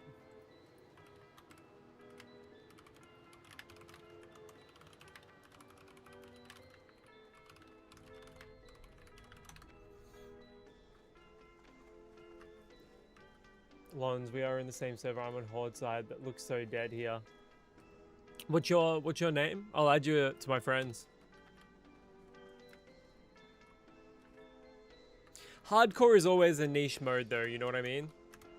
293 players online. Max online of 864 today. That's like double what I usually see. Yo, I'll add ya.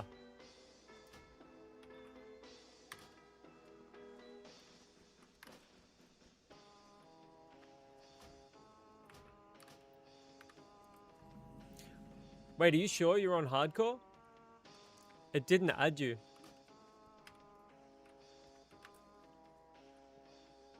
You might be on PvE. I'm on Horde side. I thought you could add opposite factions on hardcore. Huh.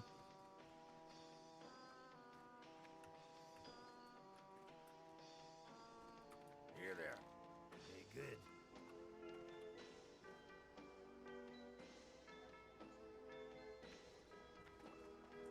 You got my attention. Up with you, Christiana Pint. Hey, good. Now, I guess because there's a war mode, maybe they don't let you do it.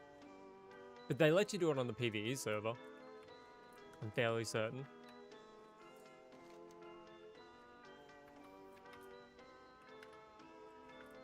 Riot Clan Wizards of the Coast announced World of Warcraft coming back to Dungeons and Dragons, so the WoW tabletop RPG is revived. Yeah, you are in Skull Rock, right? No, I am in Cthulhu.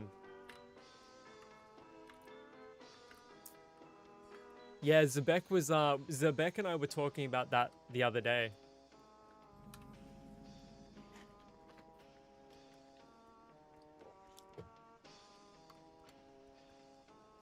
The artwork that they've released for that right now is huge. Yeah, Skull Rock is official. No, I'm on a private server, mate. Unfortunately. Or fortunately, depending on how you look at it. Is it better? I'm out of range. I am not going to outright say it's better or worse. It's a Classic Plus experience. So if you want to play a WoW Classic that's a little different from the official servers, if you want new races, new class race combinations, if you want new zones, new content, this is the way to go. But if you want the classic hardcore experience, then obviously that's better.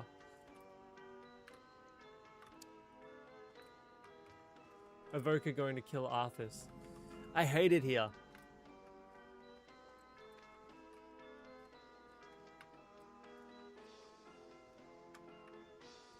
Yeah, I'll check my DMs in a second, brother. keep your feet on the ground. Just gonna See you soon.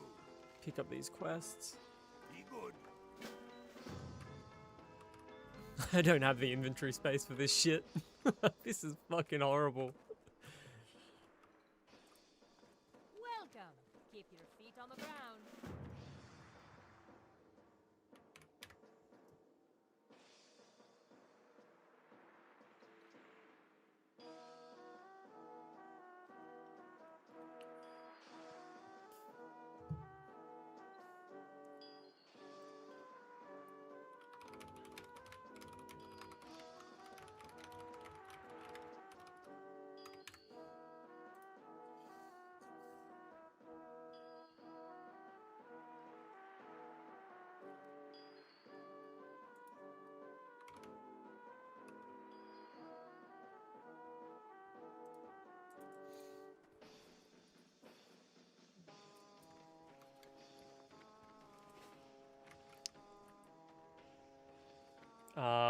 Intronaut, Children of Bodom. I saw Children of Bodom with the new skinny guy on vocals and guitar. He sounds great, man. Typo are all reviving. Who are they getting on Typo? I've got a massive portrait of Peter Steele on my calf. Who the fuck? That Dennis guy? Are they gonna get Dennis?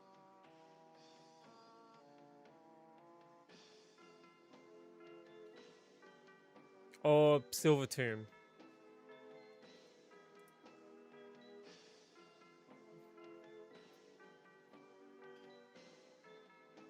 That would be insane. I can't imagine, like, of any band, I can't imagine a fucking... I can't imagine Typo without Peter.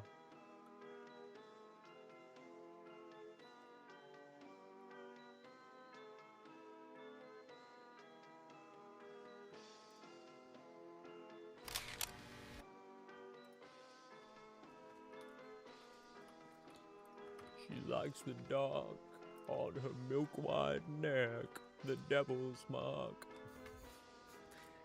Well, I called her evil, and she just laughed. An erotic funeral. What a song.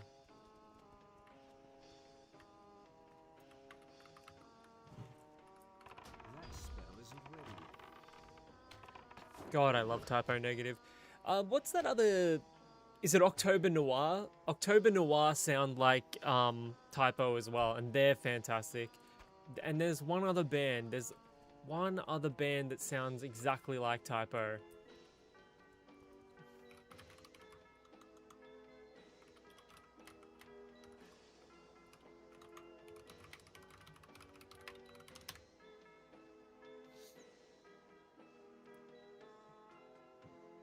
Haven't heard a lot of Unto Others from memory. Where is it? Woods of Viperous. 69 Eyes. They're great. October Noir. Definitely October Noir. But there's one other band that sounds exactly fucking like him.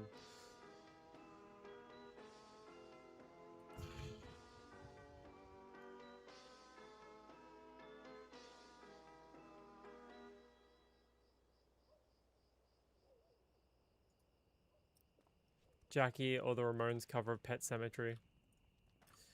I don't wanna be buried in a pet cemetery. I just wanna live my life. Great song. Fantastic song.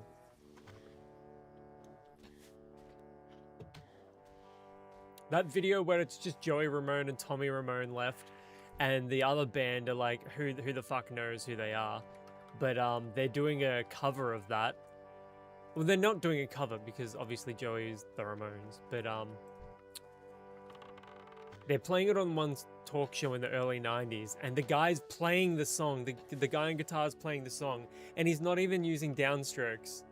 He's fucking proper, he's like alternate. It's like, doesn't sound right. It's like sacrilege. Now, I've got to check my fucking Spotify.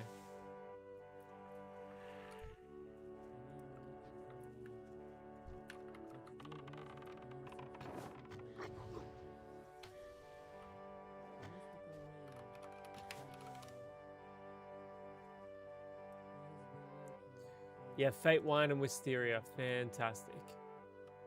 Fantastic album. Sounds just like Typo.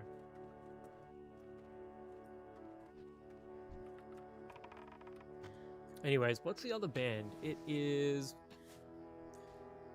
Huh.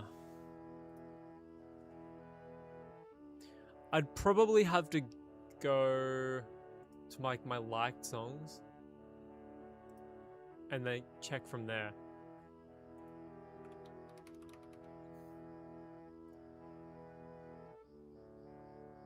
No, it's not Swallow the Sun. Swallow the Sun are good though. I can't attack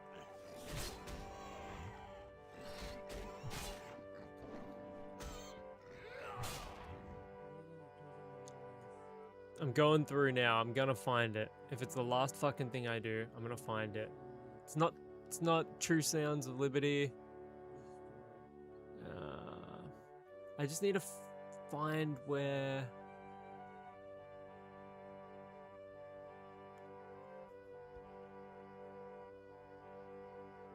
Neon Nightmare. Fucking I knew I'd find it. Neon Nightmare and October Noir.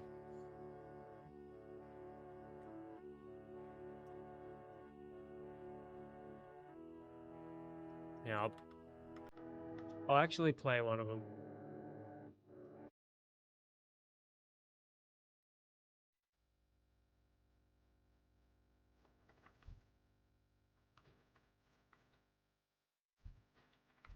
Neoblivisaurus, yeah, I saw them live in like 2011. They're Australian. Some guy went to high school, Adam, he's a drummer. He got into a feud with one of their band members, and there was a big divide in the local metal community because of it. But that was back in the day.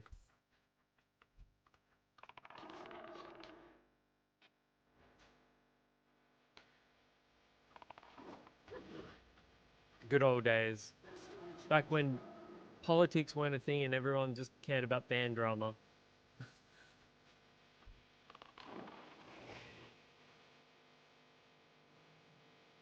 No worries, mate.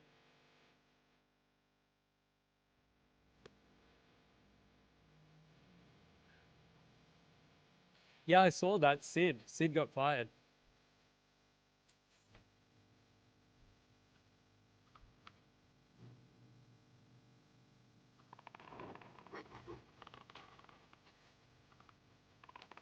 Kind of weird, honestly. Why would you fire that guy?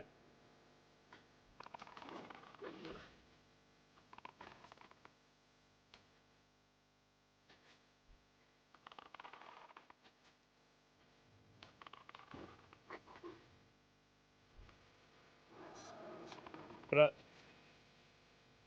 you know, you get in, Hail Hydra. Eternal Hails.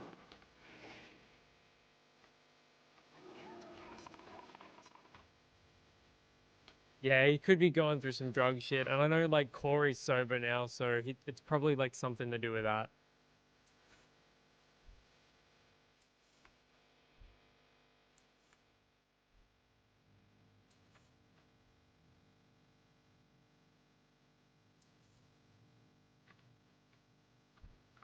Anyway, hopefully they come to terms eventually.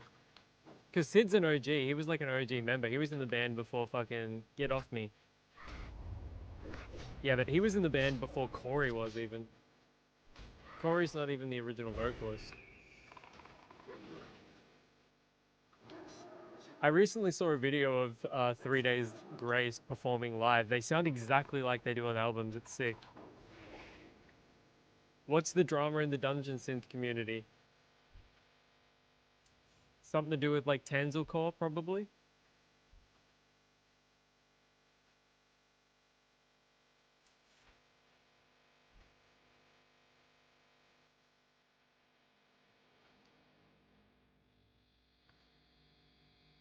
Yeah, I'm pretty sure he was in since Make Kill Feed Repeat.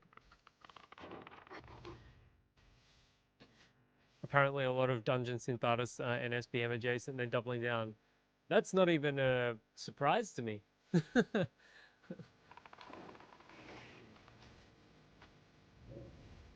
I thought that was common knowledge in the community.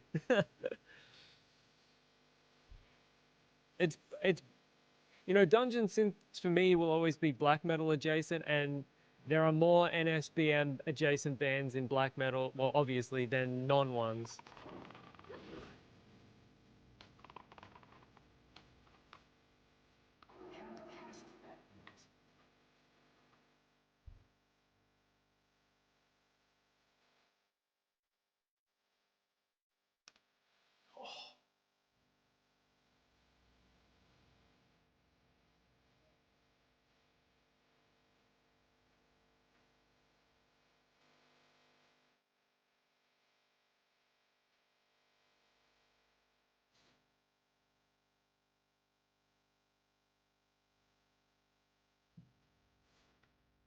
Hmm.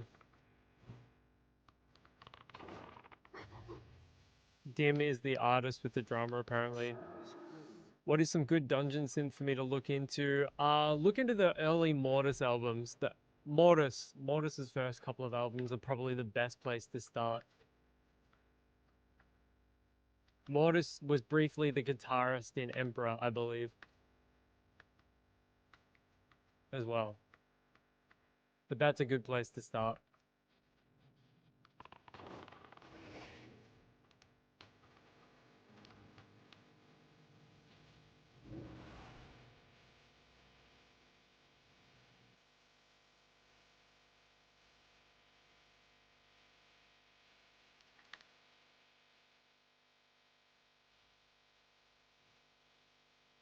What country is he? What country is he from?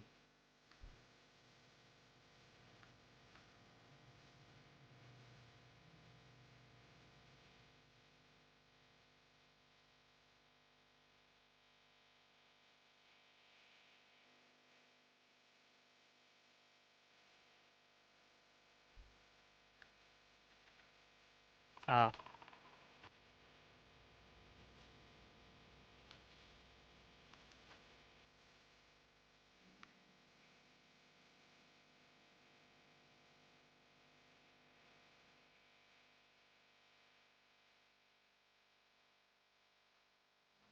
Let's see if that's on Spotify. Excellent.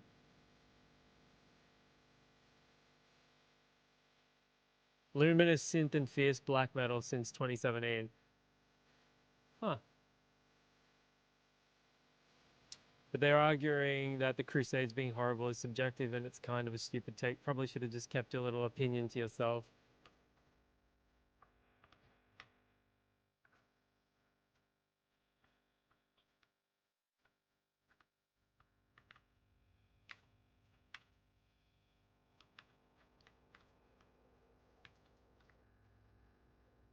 Okay, so I think this is it.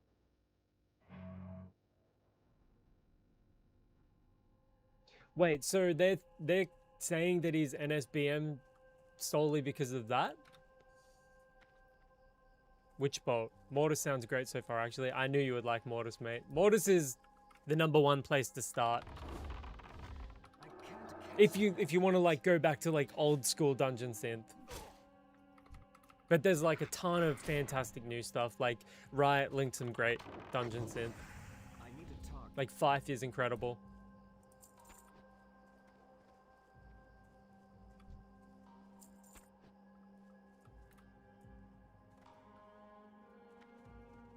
This is going to be sketchy. Mortis was doing dungeon synth while the edgy teenagers were making bands like Mayhem and Burzum.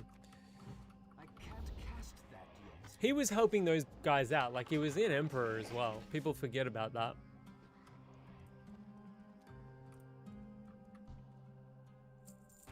Well, Mortis got the idea of dungeon synth from Varg, because Varg was the first person to actually do that, like in that particular scene.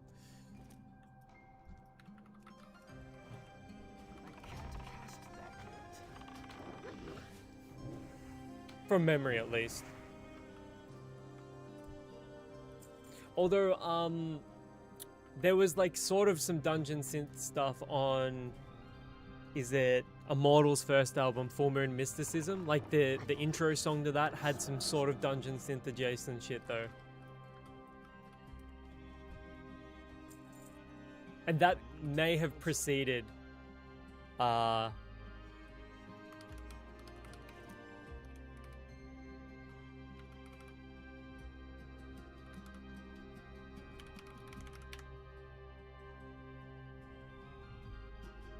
yeah, I'm just checking when that came out, 92. Yeah, the intro song to that's like super influential, I would say. I will say Burzum 100% mastered the sound of what BM should sound like. Valid.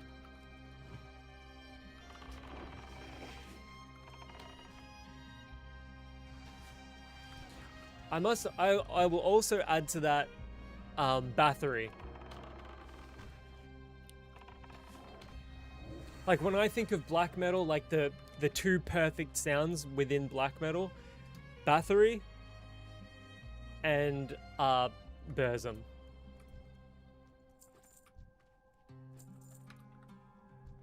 Like Bathory's albums and the Burzum albums are untouchable in terms of the sound.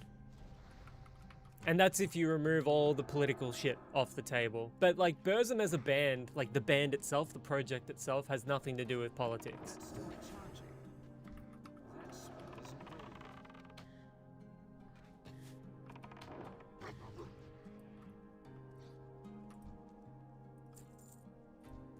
I don't like being in here. Also, Mortis makes some kick-ass darkwave music. Yeah, Mortis is fucking super underrated. Mortis doesn't get enough love. He's actually coming to Australia this year, I think.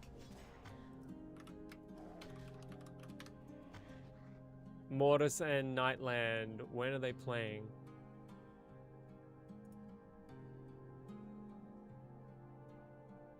November?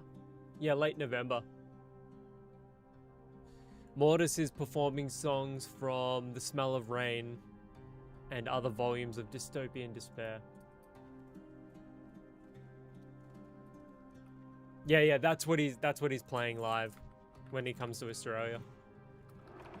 That would be cool to see.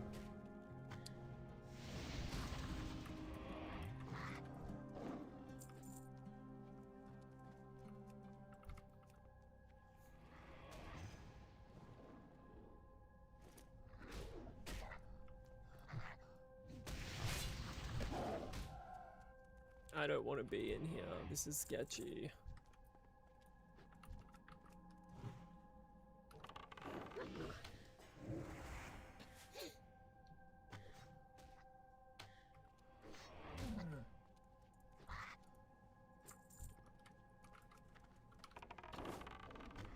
It's going to be interesting to see if the rare spawns up. I don't think he will be.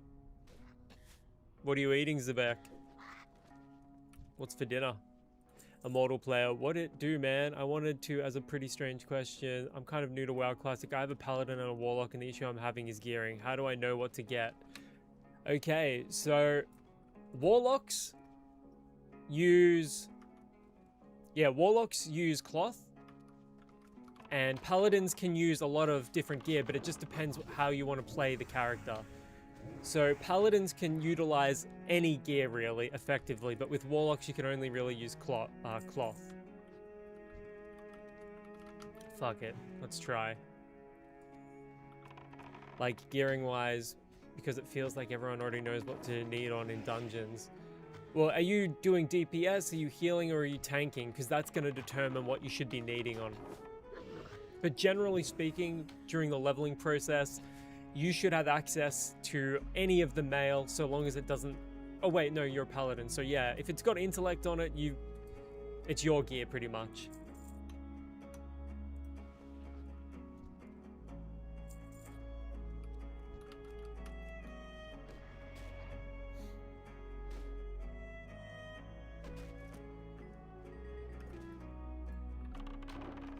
When it comes to like weapons and things like that, you're going to be focusing on like your one-handed swords, your maces, potentially some shields if you're like healing or something like that, or tanking.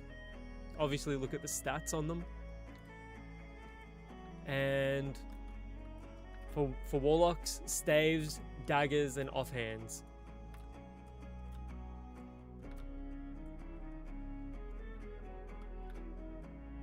Yeah, you're not going to have any other gear competition as a paladin except other paladins. Have you ever checked out Monsters and Memories yet? EverQuest inspired indie MMORPG yet? I have checked it out. I haven't played it yet though. I actually have a tab for that open.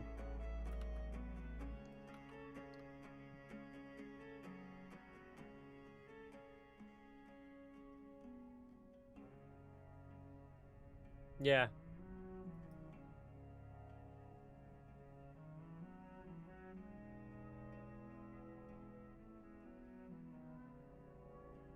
Is it actually playable right now? Is it free?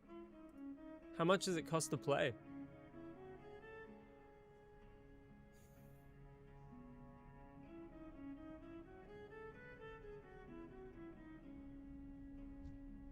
Oh shit.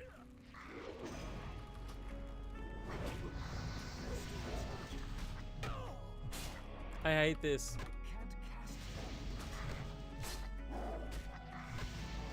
Oh! Leather bag. We just got an 8-slot bag. It's in closed beta and they do random beta key raffles. Currently early access coming in October, but it's going to be subscription based. That's rough. But I guess they got to pay for it somehow, especially if they're designing it from the ground up. So in that case, I fully understand it.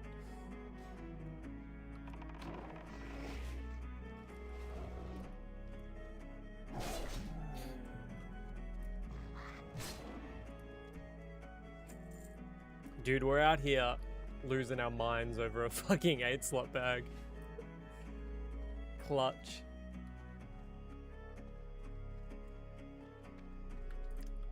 Right, they're looking at like a Patreon perspective because they're all volunteers doing it for the love of the game. No, 100%.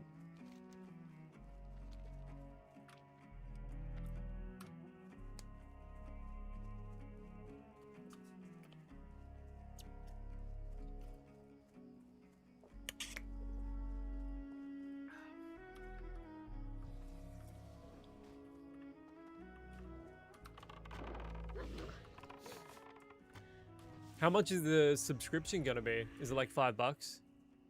You're my nemesis. I'm a horde shaman. Oh, I don't think I'm that bad, mate. $15. Okay, that's pretty standard. I wonder if that's like across the yeah, I was gonna say like I think $5 would be much fairer. Glad to meet you. I mean, I think I'm just gonna have to fucking sell that, honestly. There's no point keeping it. If it were $5, I would 100% play it. What's on your It's just a bit rough and janky, so I can't see the game ever hitting it into the mainstream MMO community. I don't think like those like super old school styled MMOs are meant for the mainstream. Like they're meant to find a like a niche of like 500 players, and then it'll like subsist entirely on the back of those 500 players, you know? If they really wanted it to like grow, they would host it on Steam.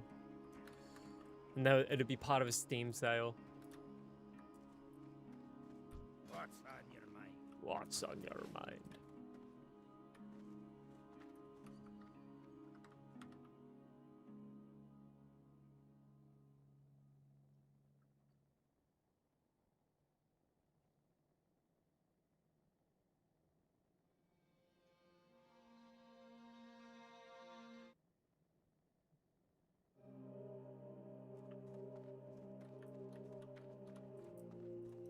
Talk to me. There's a lot of games like that where it's more about 1 agility, 2 stam, 470. Okay. Be good. Yeah, but it's more about maintaining a very small but dedicated community. There.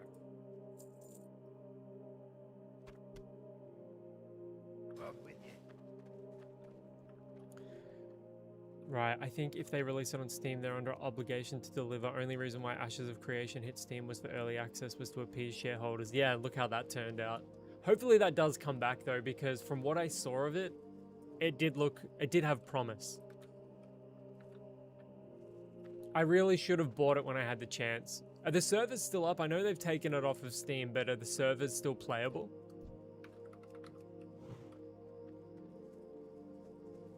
Yeah, cheers, mate. I really appreciate that. I may just sign up for it anyway.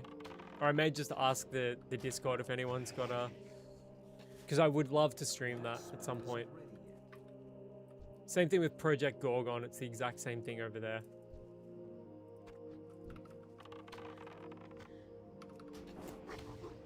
"100% a pyramid scheme." A lot of effort. A lot of effort for a pyramid scheme, though.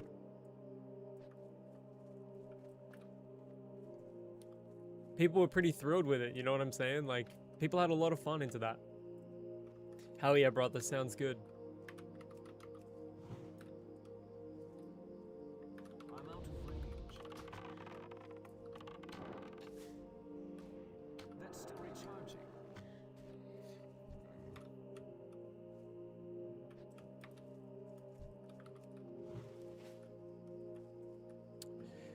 Too much of that going around, unfortunately. People just taking advantage of others' excitement. I feel like Blizzard does that, but like legally.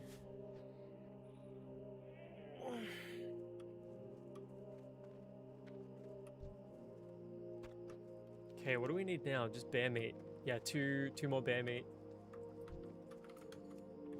They just know there's money to be made with the MMORPG fans. Most of them spend hours online. 100%. Look what fucking happened with Chronicles of Illyria. Spell isn't ready yet.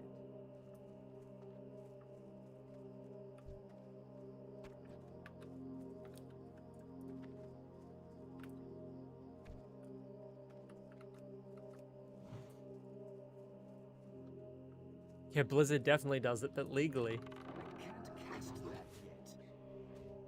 Maybe I should try one of these foxes.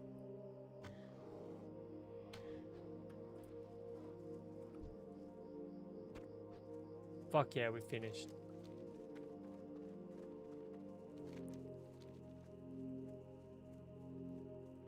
Advertising your OnlyFans on RuneScape is insane. I kind of admire the hustle, honestly. I'm not gonna lie to you. I kind of admire the hustle.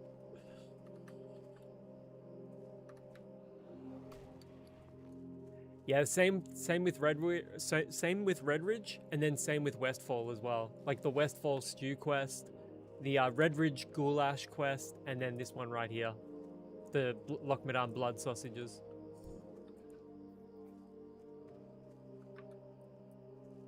If I had an OnlyFans and I was a chick, I'd advertise it on RuneScape.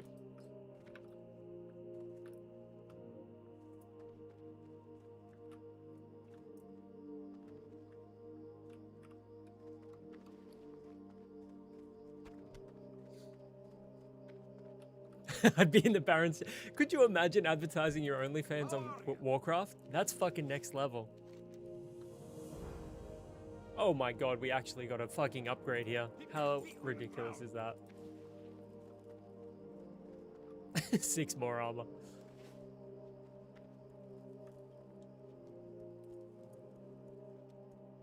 Come here, my friend. The merchant doesn't like you. Well, fuck that guy.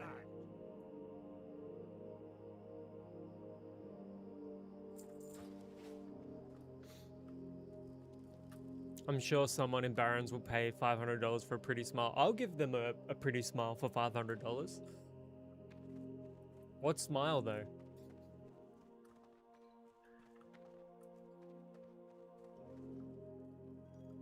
Hello. Which one? Safe travels. Behave, Matthew.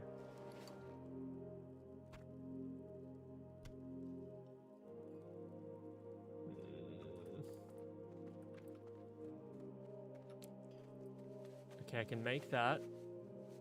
I can sell that. How are ya? Okay, here's what I'm gonna do. Here's what I'm gonna do. This is the strat right here.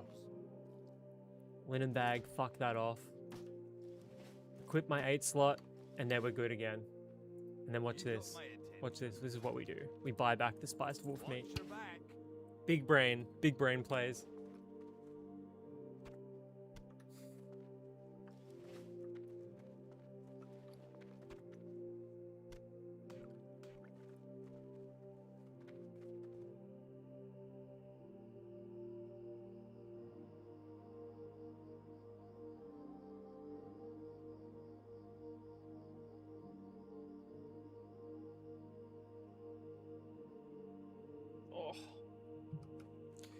With the recent news with WoW coming to D&D, would you ever be interested in trying tabletop RPG online sessions? Yeah, Sage and I were talking about running a D&D campaign. I used to be a dungeon master.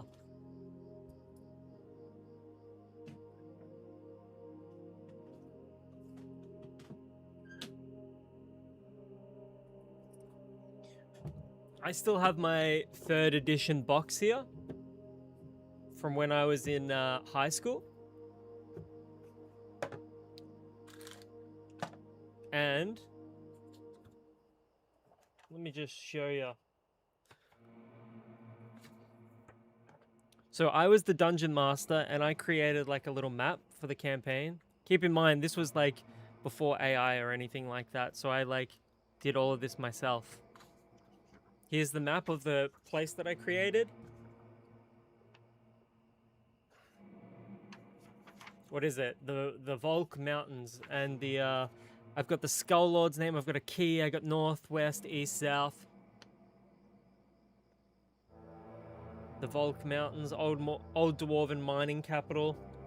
And then I aged some paper with coffee and I scrunched it up, and then they found this when they found the dead dwarves in the cave.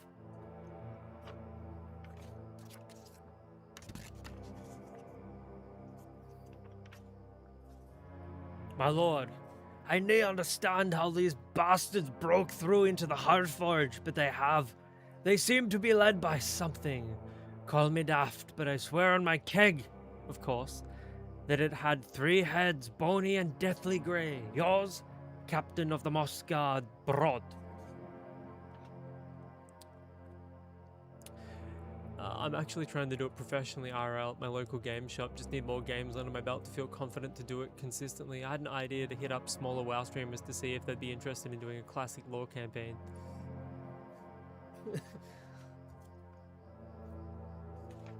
It's cringe, but it's funny.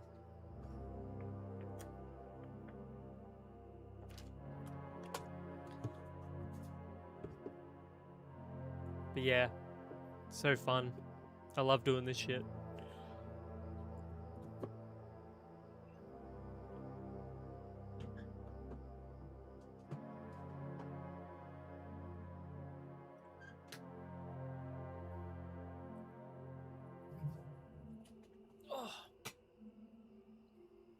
RP is all cringe, but it's great improv acting practice. 100%. I'd just rather live my life and have fun and enjoy it, you know what I mean? If you're being cringe, you're probably having fun. And this is why I even came over here, for this.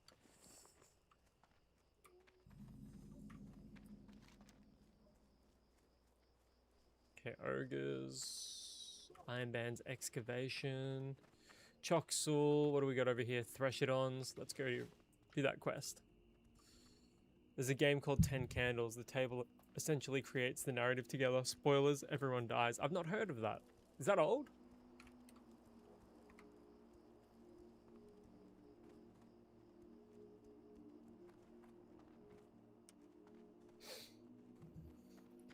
Get in. Kid in my class in the 7th grade had a real sword while playing D&D and ended up cutting 2 of his fingers off. That's a Chad move. I'm not gonna lie, that is a fucking Chad move. If you end up fucking cutting your fingers off playing Dungeons and Dragons, you are a Chad.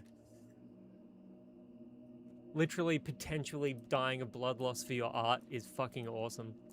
Totally social game, but it's amazing. Great for Halloween. Maybe we should do like a fucking online Halloween RPG fucking stream or something like that. That'd be fucking sick. Great to meet you. Oh my god. Trinket. I'm gonna do this immediately.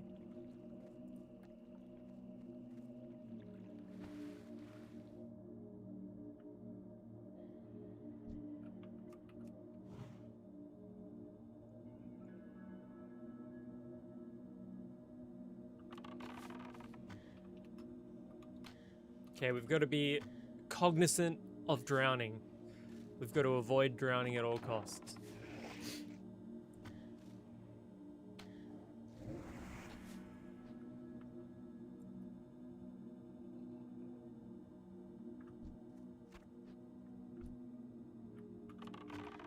That spell isn't ready yet. I can't cast that yet.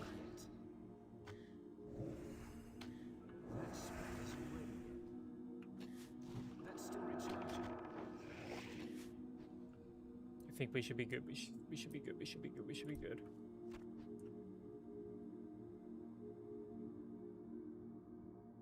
Oh, bro.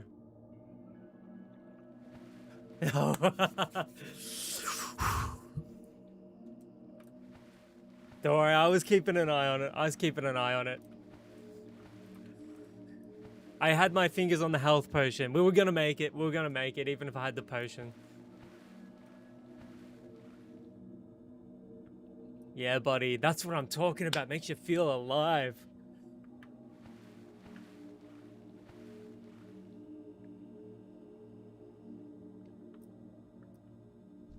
Look, I would be depressed. It would be a bummer.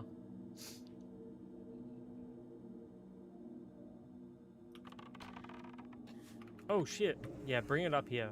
Bring it up here. I don't want to... I'm going to chill near the surface.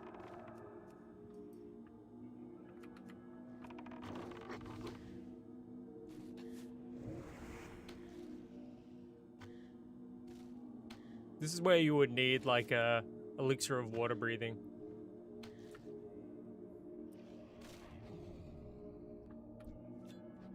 Maybe we shouldn't even loot these things. What's the #1 cause of hardcore deaths in WoW? Anyone know? It is the Defias Trappers in Westfall, I believe.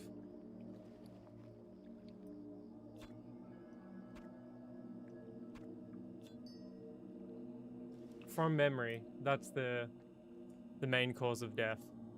They're the number one. I need to get closer.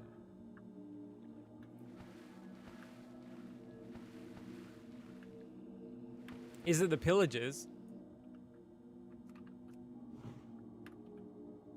It's too far away. That was pretty close. It's too far away. Where do the trappers and smugglers rank? They would be up there though, yeah?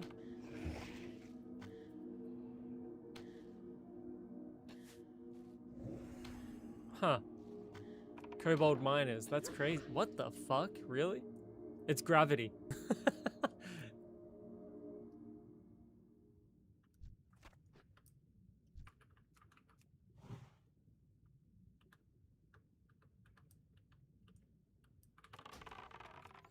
Okay, yeah, come up here more, come up here more, come up here more, yeah. That spell isn't ready yet.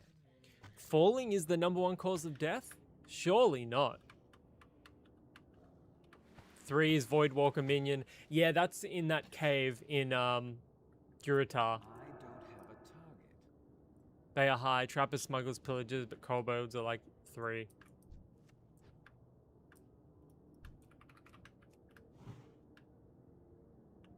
It's too far away. It's too Yeah, far. Skull Rock is fucked. That's still recharging.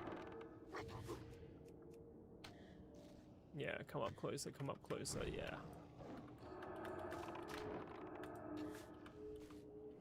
Skull Rock would be a cool Dungeons and Dragons dungeon, just saying. Agreed. Maybe they'll add that to the official one. Could happen. Why can't I loot it? What the fuck?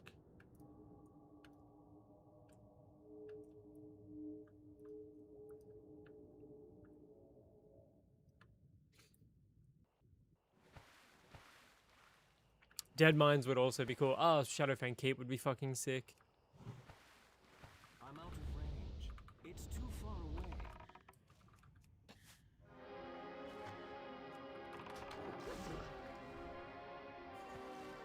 That spell isn't ready. Wait.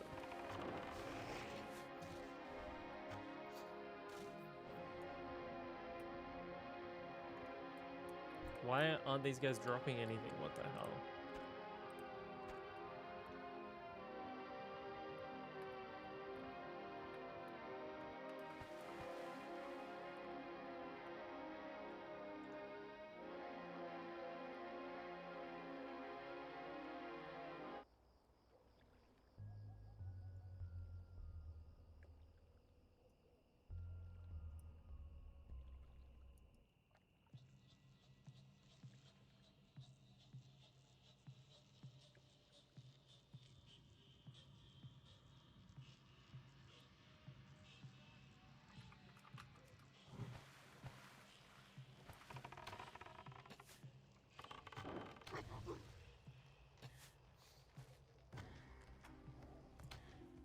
I would like to know how many deaths total the Voidwalker minions have in Skull Rock. I'd be genuinely curious. I need to target something first.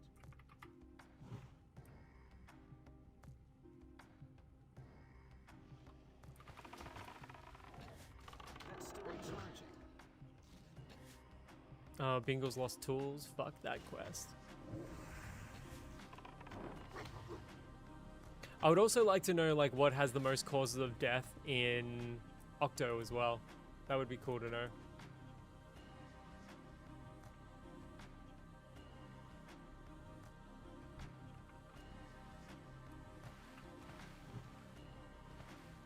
I need to get closer. Gideon bouncing up for now. Thanks for the recommendation. Be easy, mate. You too, mate. Test that yet. Take care and thanks for hanging out, bro. That spell isn't ready yet.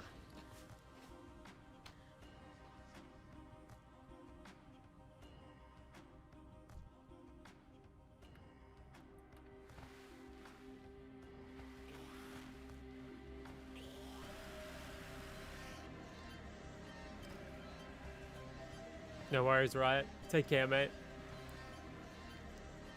We want to go down there. Dingles is over here.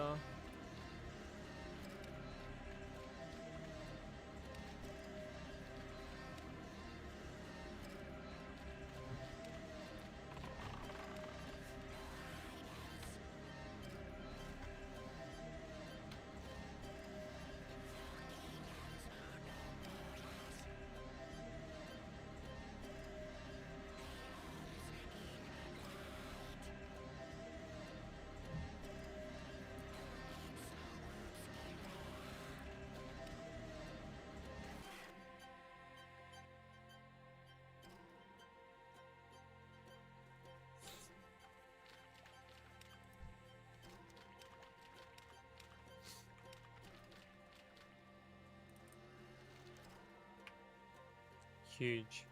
Be seeing you. I wonder if the giant crocolisk is up. I don't know if we were going to be able to kill it at level 20 though. We might be able to.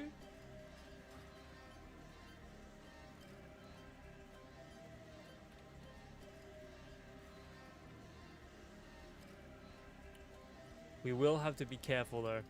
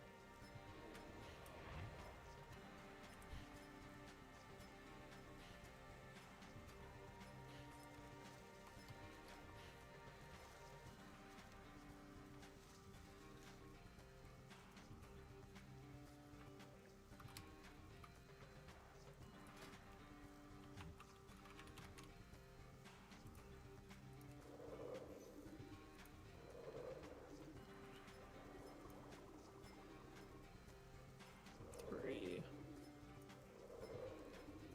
4. See, I knew you would get into it, Sage. I fucking knew it.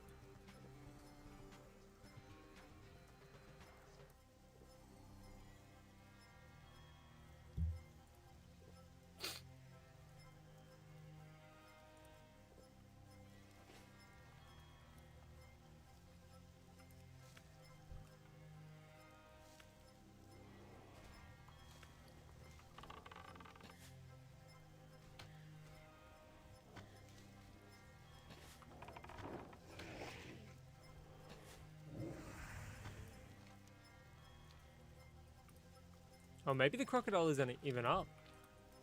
I don't see it. Unless it wanders. Grat Sage, you caught it. Lucky.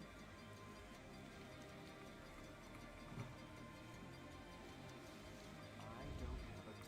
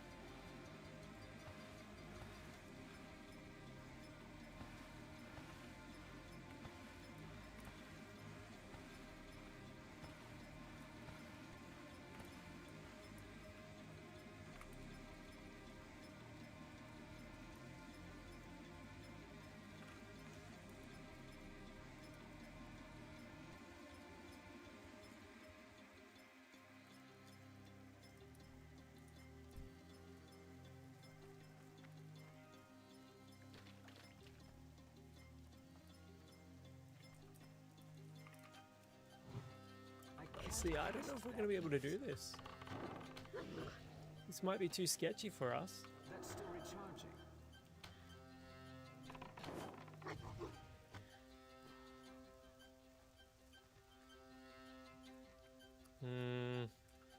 Yeah, I'm not going to risk it. I'm not going to risk that at all. There's no sense in risking something you don't have to risk.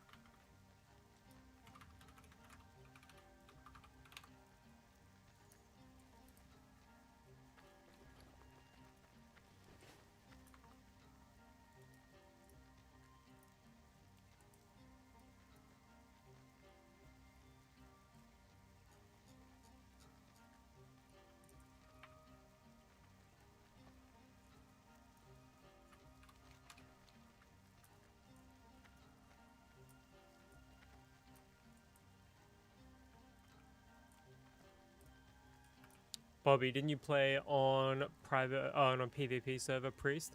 I was. Just needed to break things up a little bit, so I thought I would play some hardcore again. See how well I was doing. I had a warlock that I got killed by that cunt right there, Matthew, level 60 hunter. I was level 21 warlock, undead, and he killed me in Barrens when I was about to log out. Here there. Watch, get her back. Unfortunately.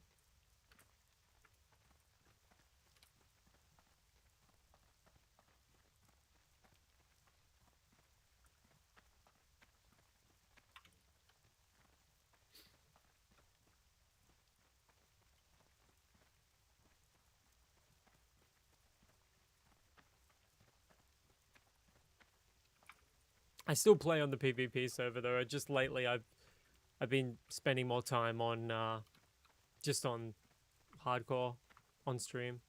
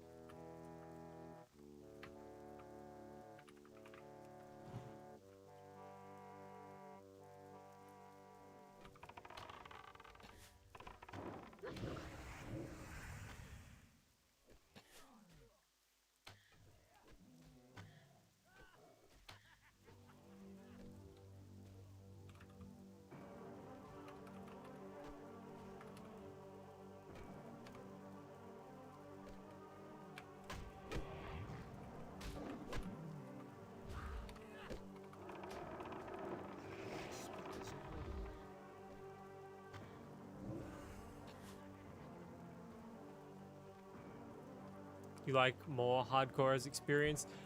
I'm a big fan of the hardcore experience, yeah. Yeah, I'm a big fan of it. So before I was playing TurtleWoW, I was playing on official hardcore servers. That was my main game mode, was official hardcore. So there's just something about the hardcore game mode. It allows you to form a deeper connection with your character, I believe.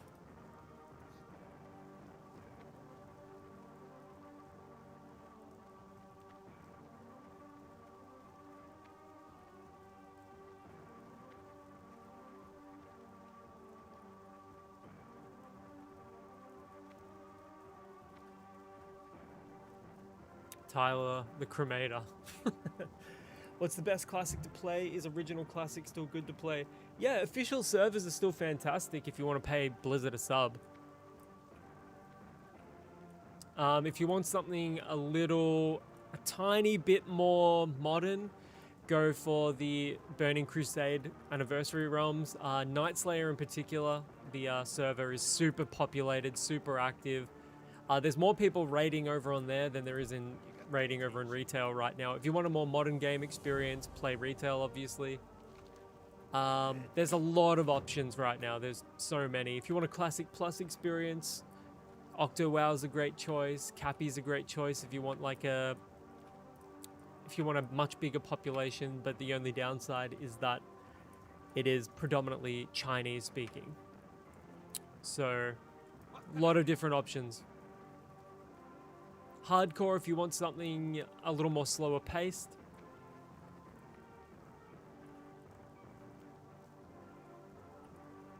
I believe there's Mists of Pandaria as well, Mists Classic.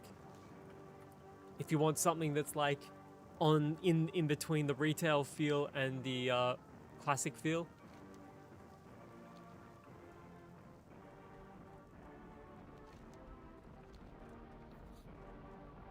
There's a huge amount to play right now. So it's just about what you want as a player and what kind of game mode and the pace that you would prefer. Be me, just wait till BlizzCon to see what the future holds, only in a month. That's also a great option, but I would say that if you're private servers you don't have to pay for. So if you wanted to just play something in the meantime, download OctoWoW, it's free to play, you know what I'm saying? And then make up your mind in a month Like Riot saying, it's easy to invest time into something that's free to play. And currently Blizzard do not offer that, so it's like a no-brainer in my opinion. But yeah, TBC Anniversary is very active right now. The player base is huge.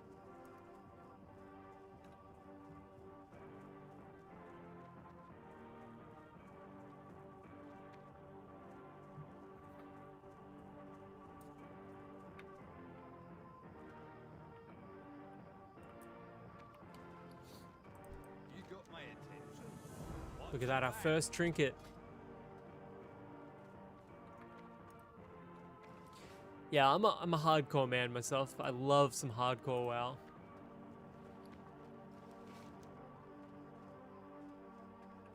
I think I'm gonna go to Redridge now.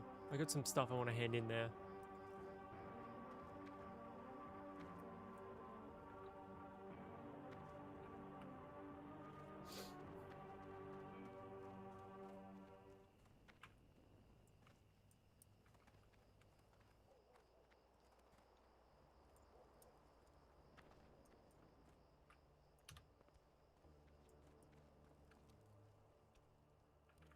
I think they should add like an ultra hardcore mode in like Octo where you've got to like eat and drink as well. And you've got to sleep. I think that would be such an awesome addition to the game. Or call it like survival mode. Survival hardcore. What's your name?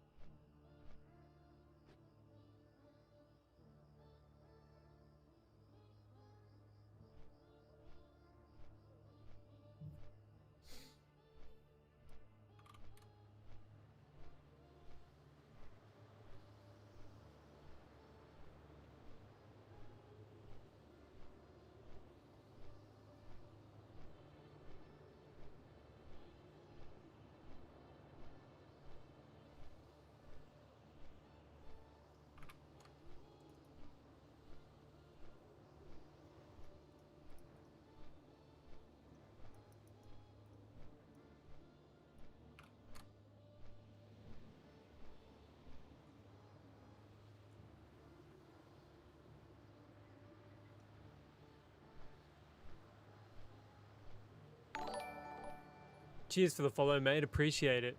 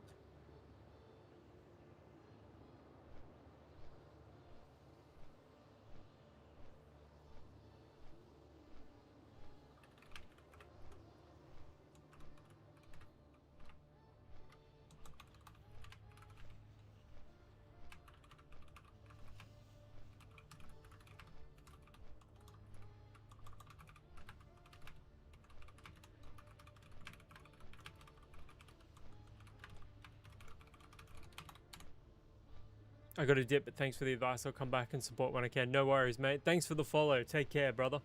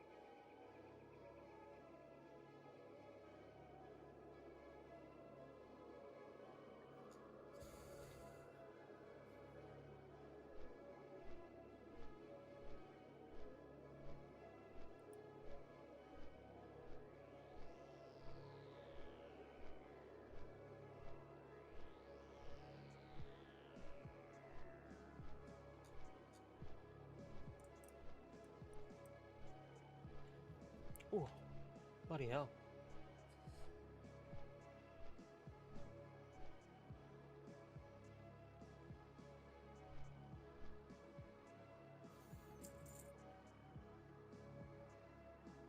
Any day now. Any fucking day now. It takes 40 years. Fuck me. I feel like I've been sitting here for a fucking century.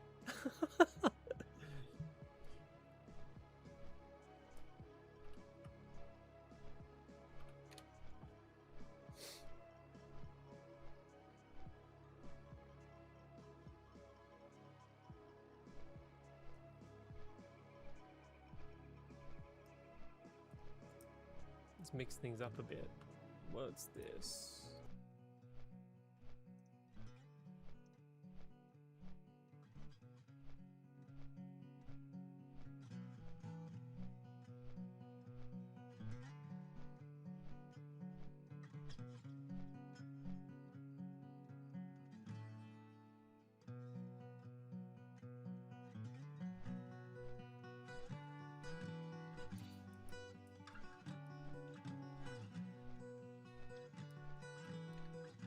Starlin, just watch the South Park episode where they take the porn out of the video store role-playing as the Lord of the Rings characters. That's a great episode. That's like a couple years older, isn't it?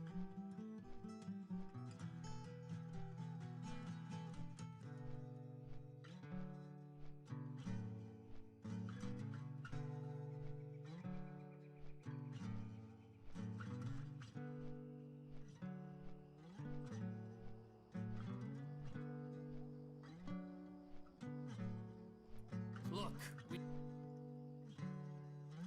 I could try out a little bit of this game. I was thinking about trying it out. People gave it negative reviews.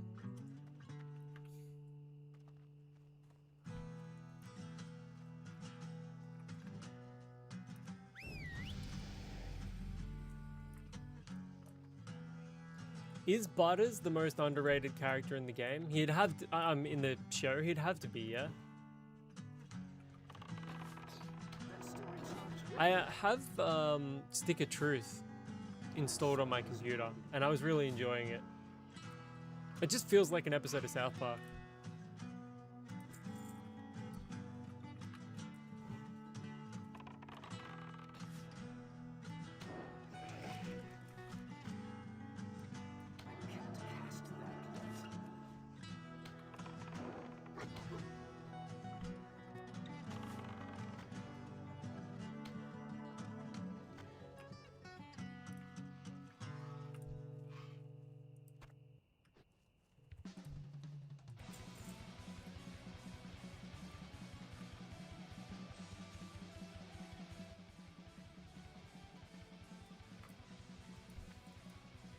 Okay, so what do we need? We need more Diacondors. The fucking Diacondors. Always the Diacondors. Fuck it.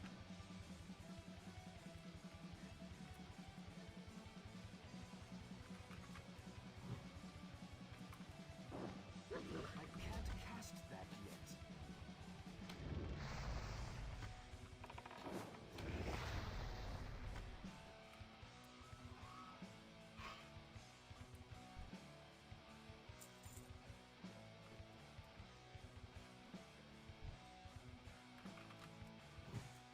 That's still recharging.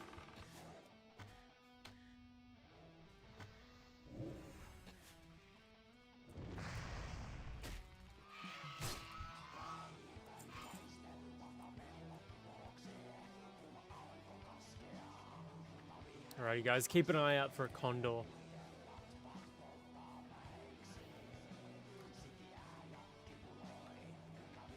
Okay, there's one.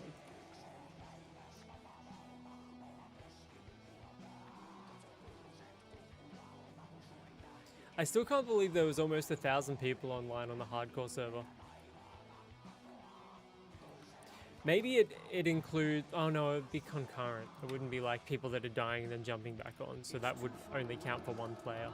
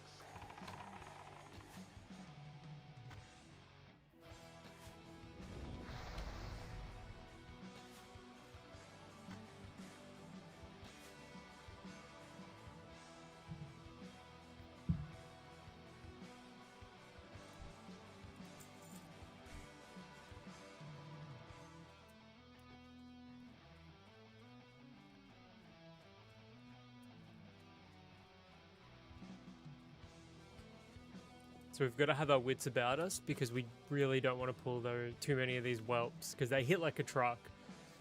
For their level, I think they would be in like the top 10 most deaths as well, honestly, in hardcore. Because they are so strong.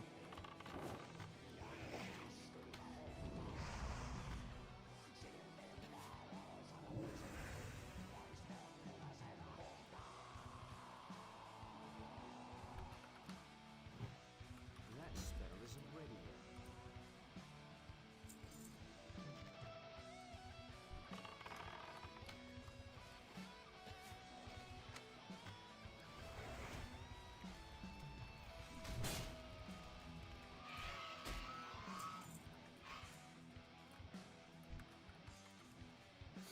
I can't cast that yet.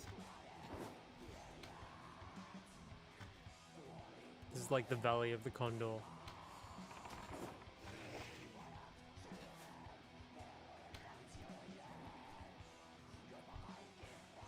Fuck's sake.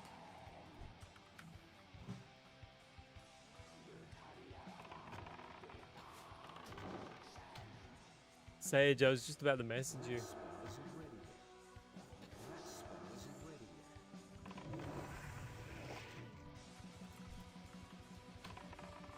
I can't cast that yet.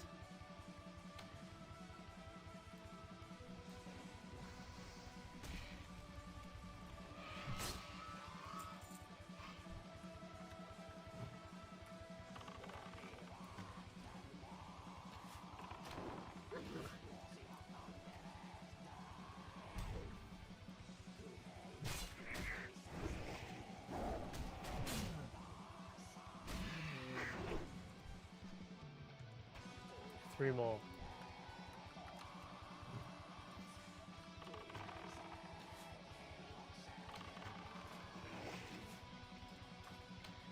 spell isn't ready yet. That spell isn't ready yet.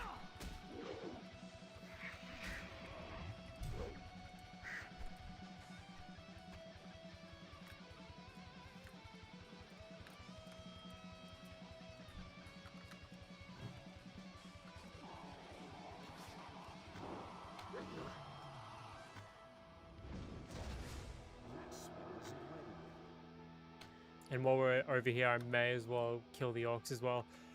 Sab's been running Scholar a lot trying to get that Flask of Supreme Power recipe. No luck? What's the drop chance on it anyway? Isn't it like 9% or something like that? I know it's like reasonably low. I haven't run a single dungeon yet. I don't know if I will. I might wait until like 25 to do like dead mines.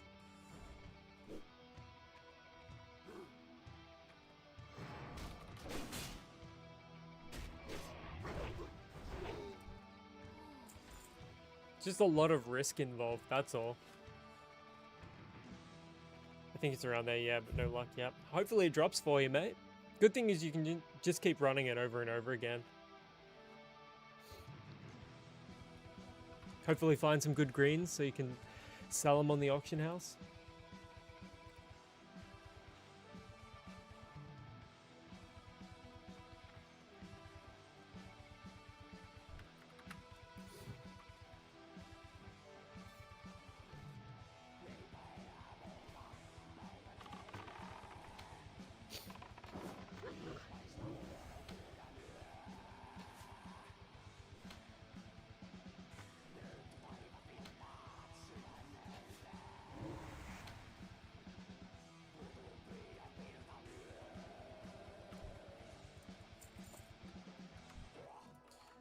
Yeah, you've got to be pretty confident in your group to do hardcore dungeons. Like, it's totally possible. Like, especially something like Dead Mines, and if you're over leveled, like if you're all like, you know, mid-20s, like you'll be fine. I joined Ash and Banner on the Inzoth server, started raiding with them. They seem like a pretty good group of guys who are trying to get these professions up. I never finished Herb and Elk. Hey, better late than never, brother. Better late than never. At least you can sort of like do it for fun now though, you know, you like, it's not like the main reason you're doing things.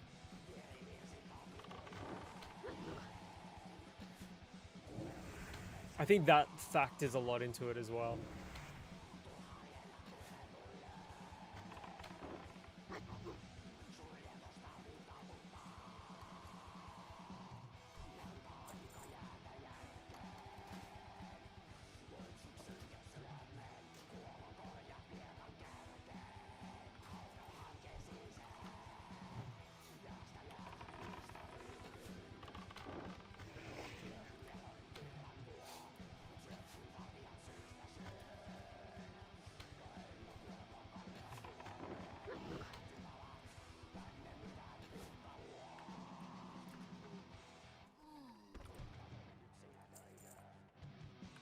I get carried. Oh my god.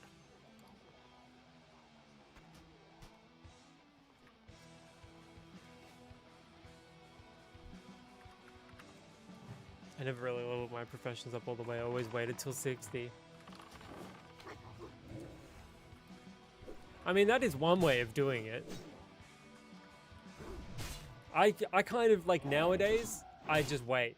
I just sort of, well, I don't wait. I'll level up as I go along and just whatever's like most convenient for me at the time. Sweet.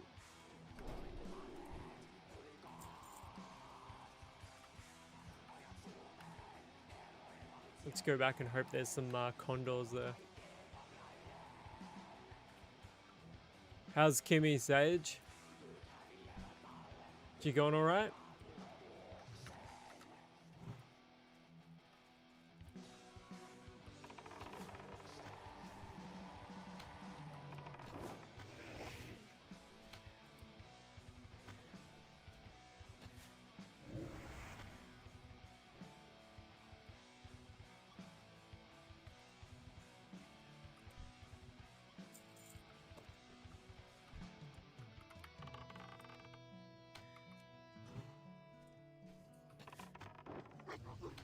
Hopefully the cat maintains aggro a little better now that she has rank 3 of Growl. Sweet, that's a lot better.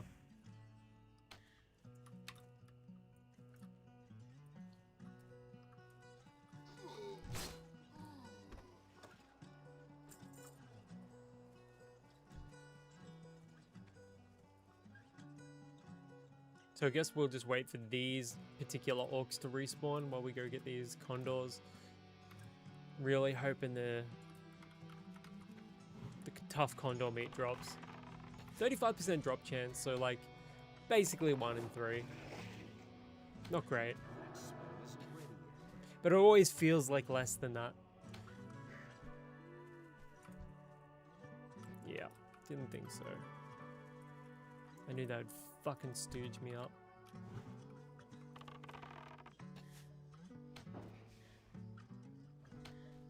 We should be able to do belly grub soon as well. I think my cat should be able to live it.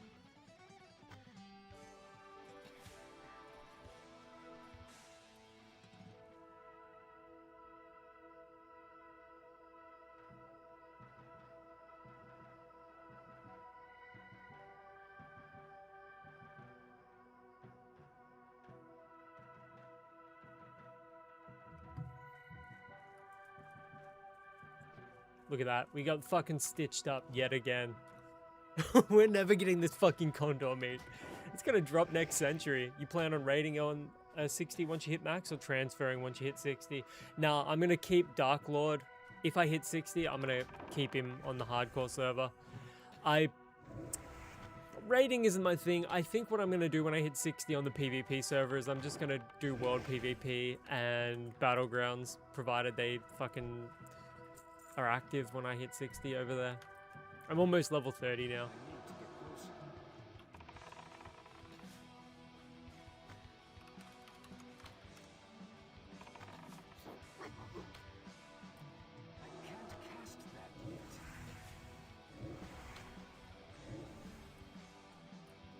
It just depends what the raid scene looks like. I don't want to dedicate a lot of time to raiding, that's all.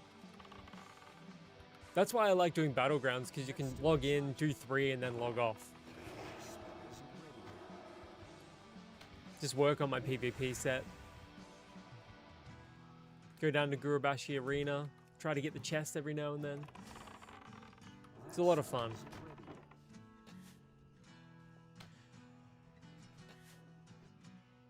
You can PvP on hardcore, don't you die for good? No, on the PvP realm I meant. Over here, once I get to 60, I don't know what I'm gonna do. Probably try and get to 60 on another character. Oh, actually, I want to do the challenges. I want to do the Vagrants challenge, and yeah, I've got a couple of, and the Craftsman challenge as well. I'd love to do that.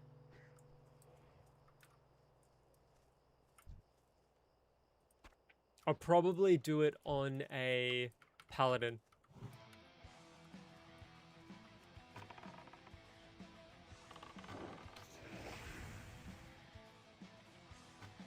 Please, please drop it. Please.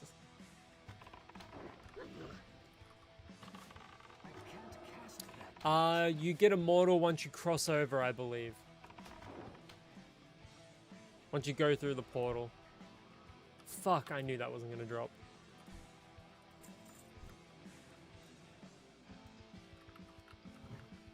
I might see if Secret Aquilon is up as well while I'm over here.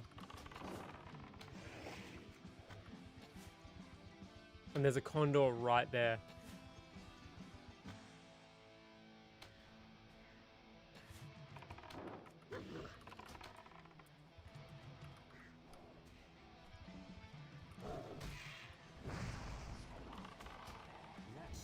He's going over to it. He's going over to it. Watch this.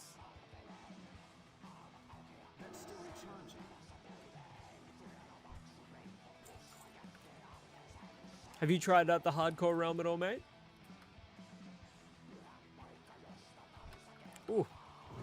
Please. Please drop.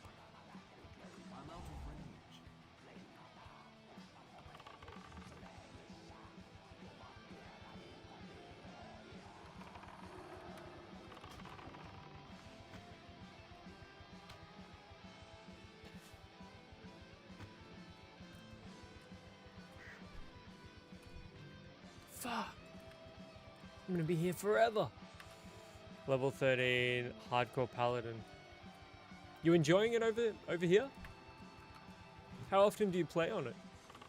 Or are you just sort of like jumping on when you sort of feel like it?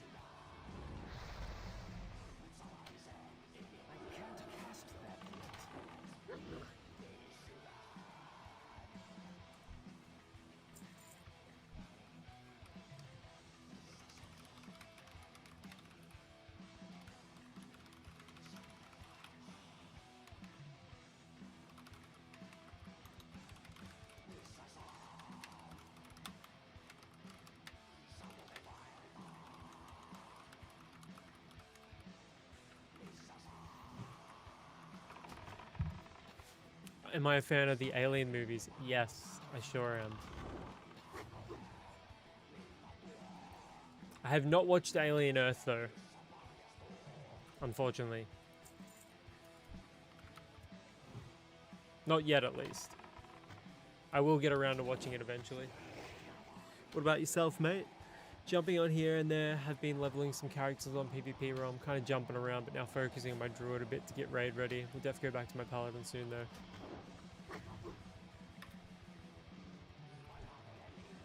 Well, I wish you safe travels when you jump back on a hardcore.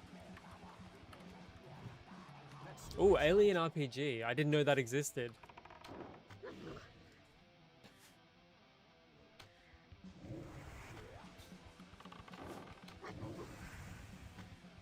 Reviews for like I don't, you know, I take all reviews with a grain of salt, but I was seeing people pretty positive about Alien Earth.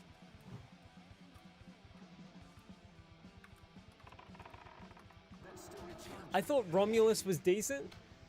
Yeah, Romulus was decent, and then before that, what was it? It was the last Ridley Scott one. Prometheus was fucking incredible.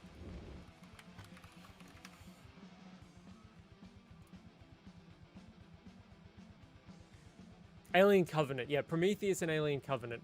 I thought both of those were decent, but yeah, Prometheus was the best. Yeah, see? You get it. The story, the plot for Alien Earth is bad in my opinion, but everything else is great. Yeah, I heard Timothy Olyphant is great in it as well. I named my paladin after a boss from Lords of the Fallen. Which one? The original Lords of the Fallen or the newer one? Still recharging.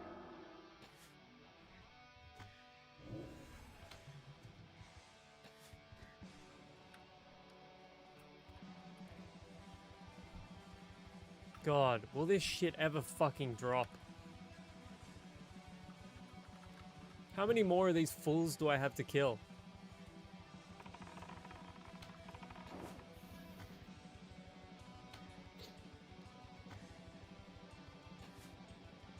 Yeah, Prometheus is genuinely so good. But if I had to pick one, I'd probably go Aliens. That's my favorite. I remember watching that with Dad and loving it. Just, we always had a blast watching that movie. So I think, like, in the fan base, generally it's like, which one is the best? It's like Alien or Aliens. So I'm personally a bigger fan of Aliens. Alien 3 is underrated, directed by David Fincher. Alien Resurrection, I think, is decent as well. I think Alien Resurrection is underrated. But I can understand why people hate it.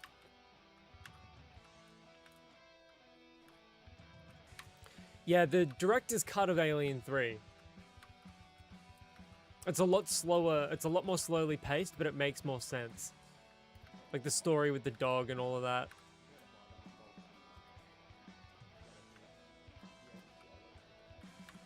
It's too far away. They're making a sequel to Lords of the Fallen. Oh, so there's gonna be a third one? I'm gonna go get that fucking condor. That winged prick. 21, baby. Nice.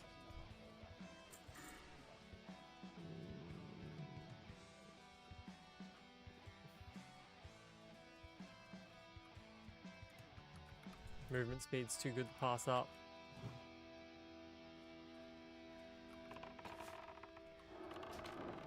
Right, the overall setting was really unique. They were definitely taking a plunge with the idea of an expanded universe, and it worked well. Plus, it's such a grim, depressing movie as well. I can't cast that yet. These newer ones don't link to the older one. At all? They don't link at all? That's weird. What are you up to, Sage?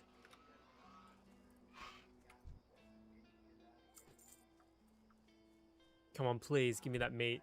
Holy fuck, finally. Oh my god. Farming that shit forever.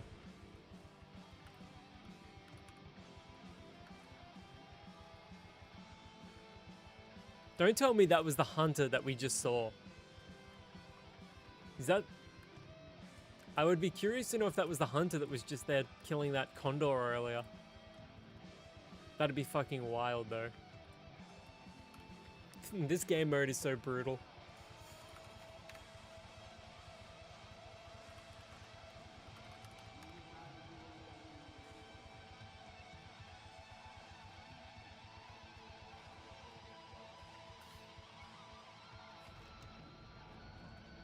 Oh, we still need gore tusks now. I need to get closer. That drops a little more frequently than the tough condor meat. Not quite a pain in the balls.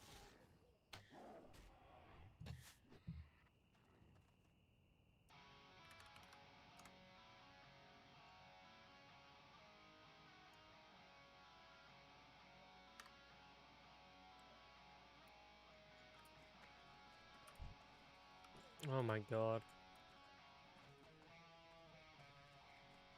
The newer game is set in the same fictional universe, but takes place roughly 1,000 years after. Oh, so it is connected. It's just more of a looser, a loose connection.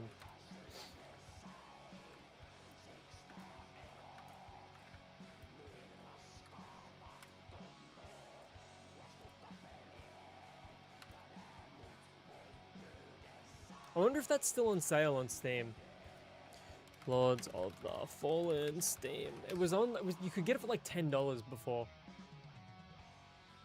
44. I'll probably have to pick it up when it's on sale next. Oh, this cunt's killed them all.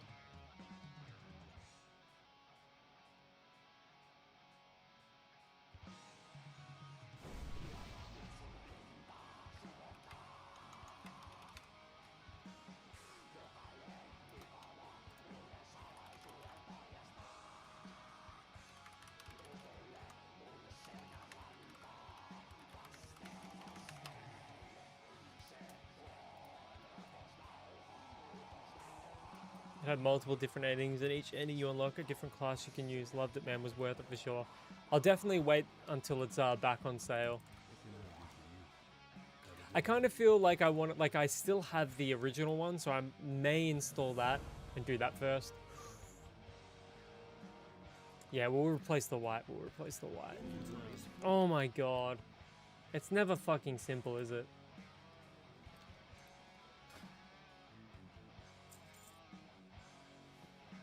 It's never simple.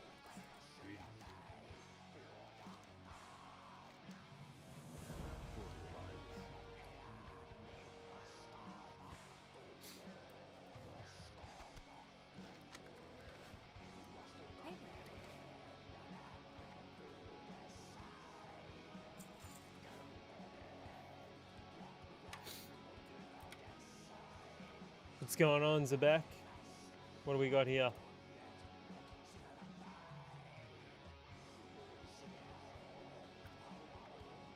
Good day to you. Have a good one. Huh. It does look like a Tauren. That's crazy. Anyways, y'all, I'm going to raid out to Sage, so please stick around for Sage's stream. It's been a great pleasure hanging out. I've got some stuff to do. I'm hungry. I need to make a coffee. And she hard confirmed Sargeras Sagaris. That's fucking sick. Anyways, hope everyone here has a beautiful day. Stick around for Sage's stream. Thanks for chatting all. I'll see you on Tuesday probably. Finally a real gamer. Take care everyone. Peace out. Fucking work.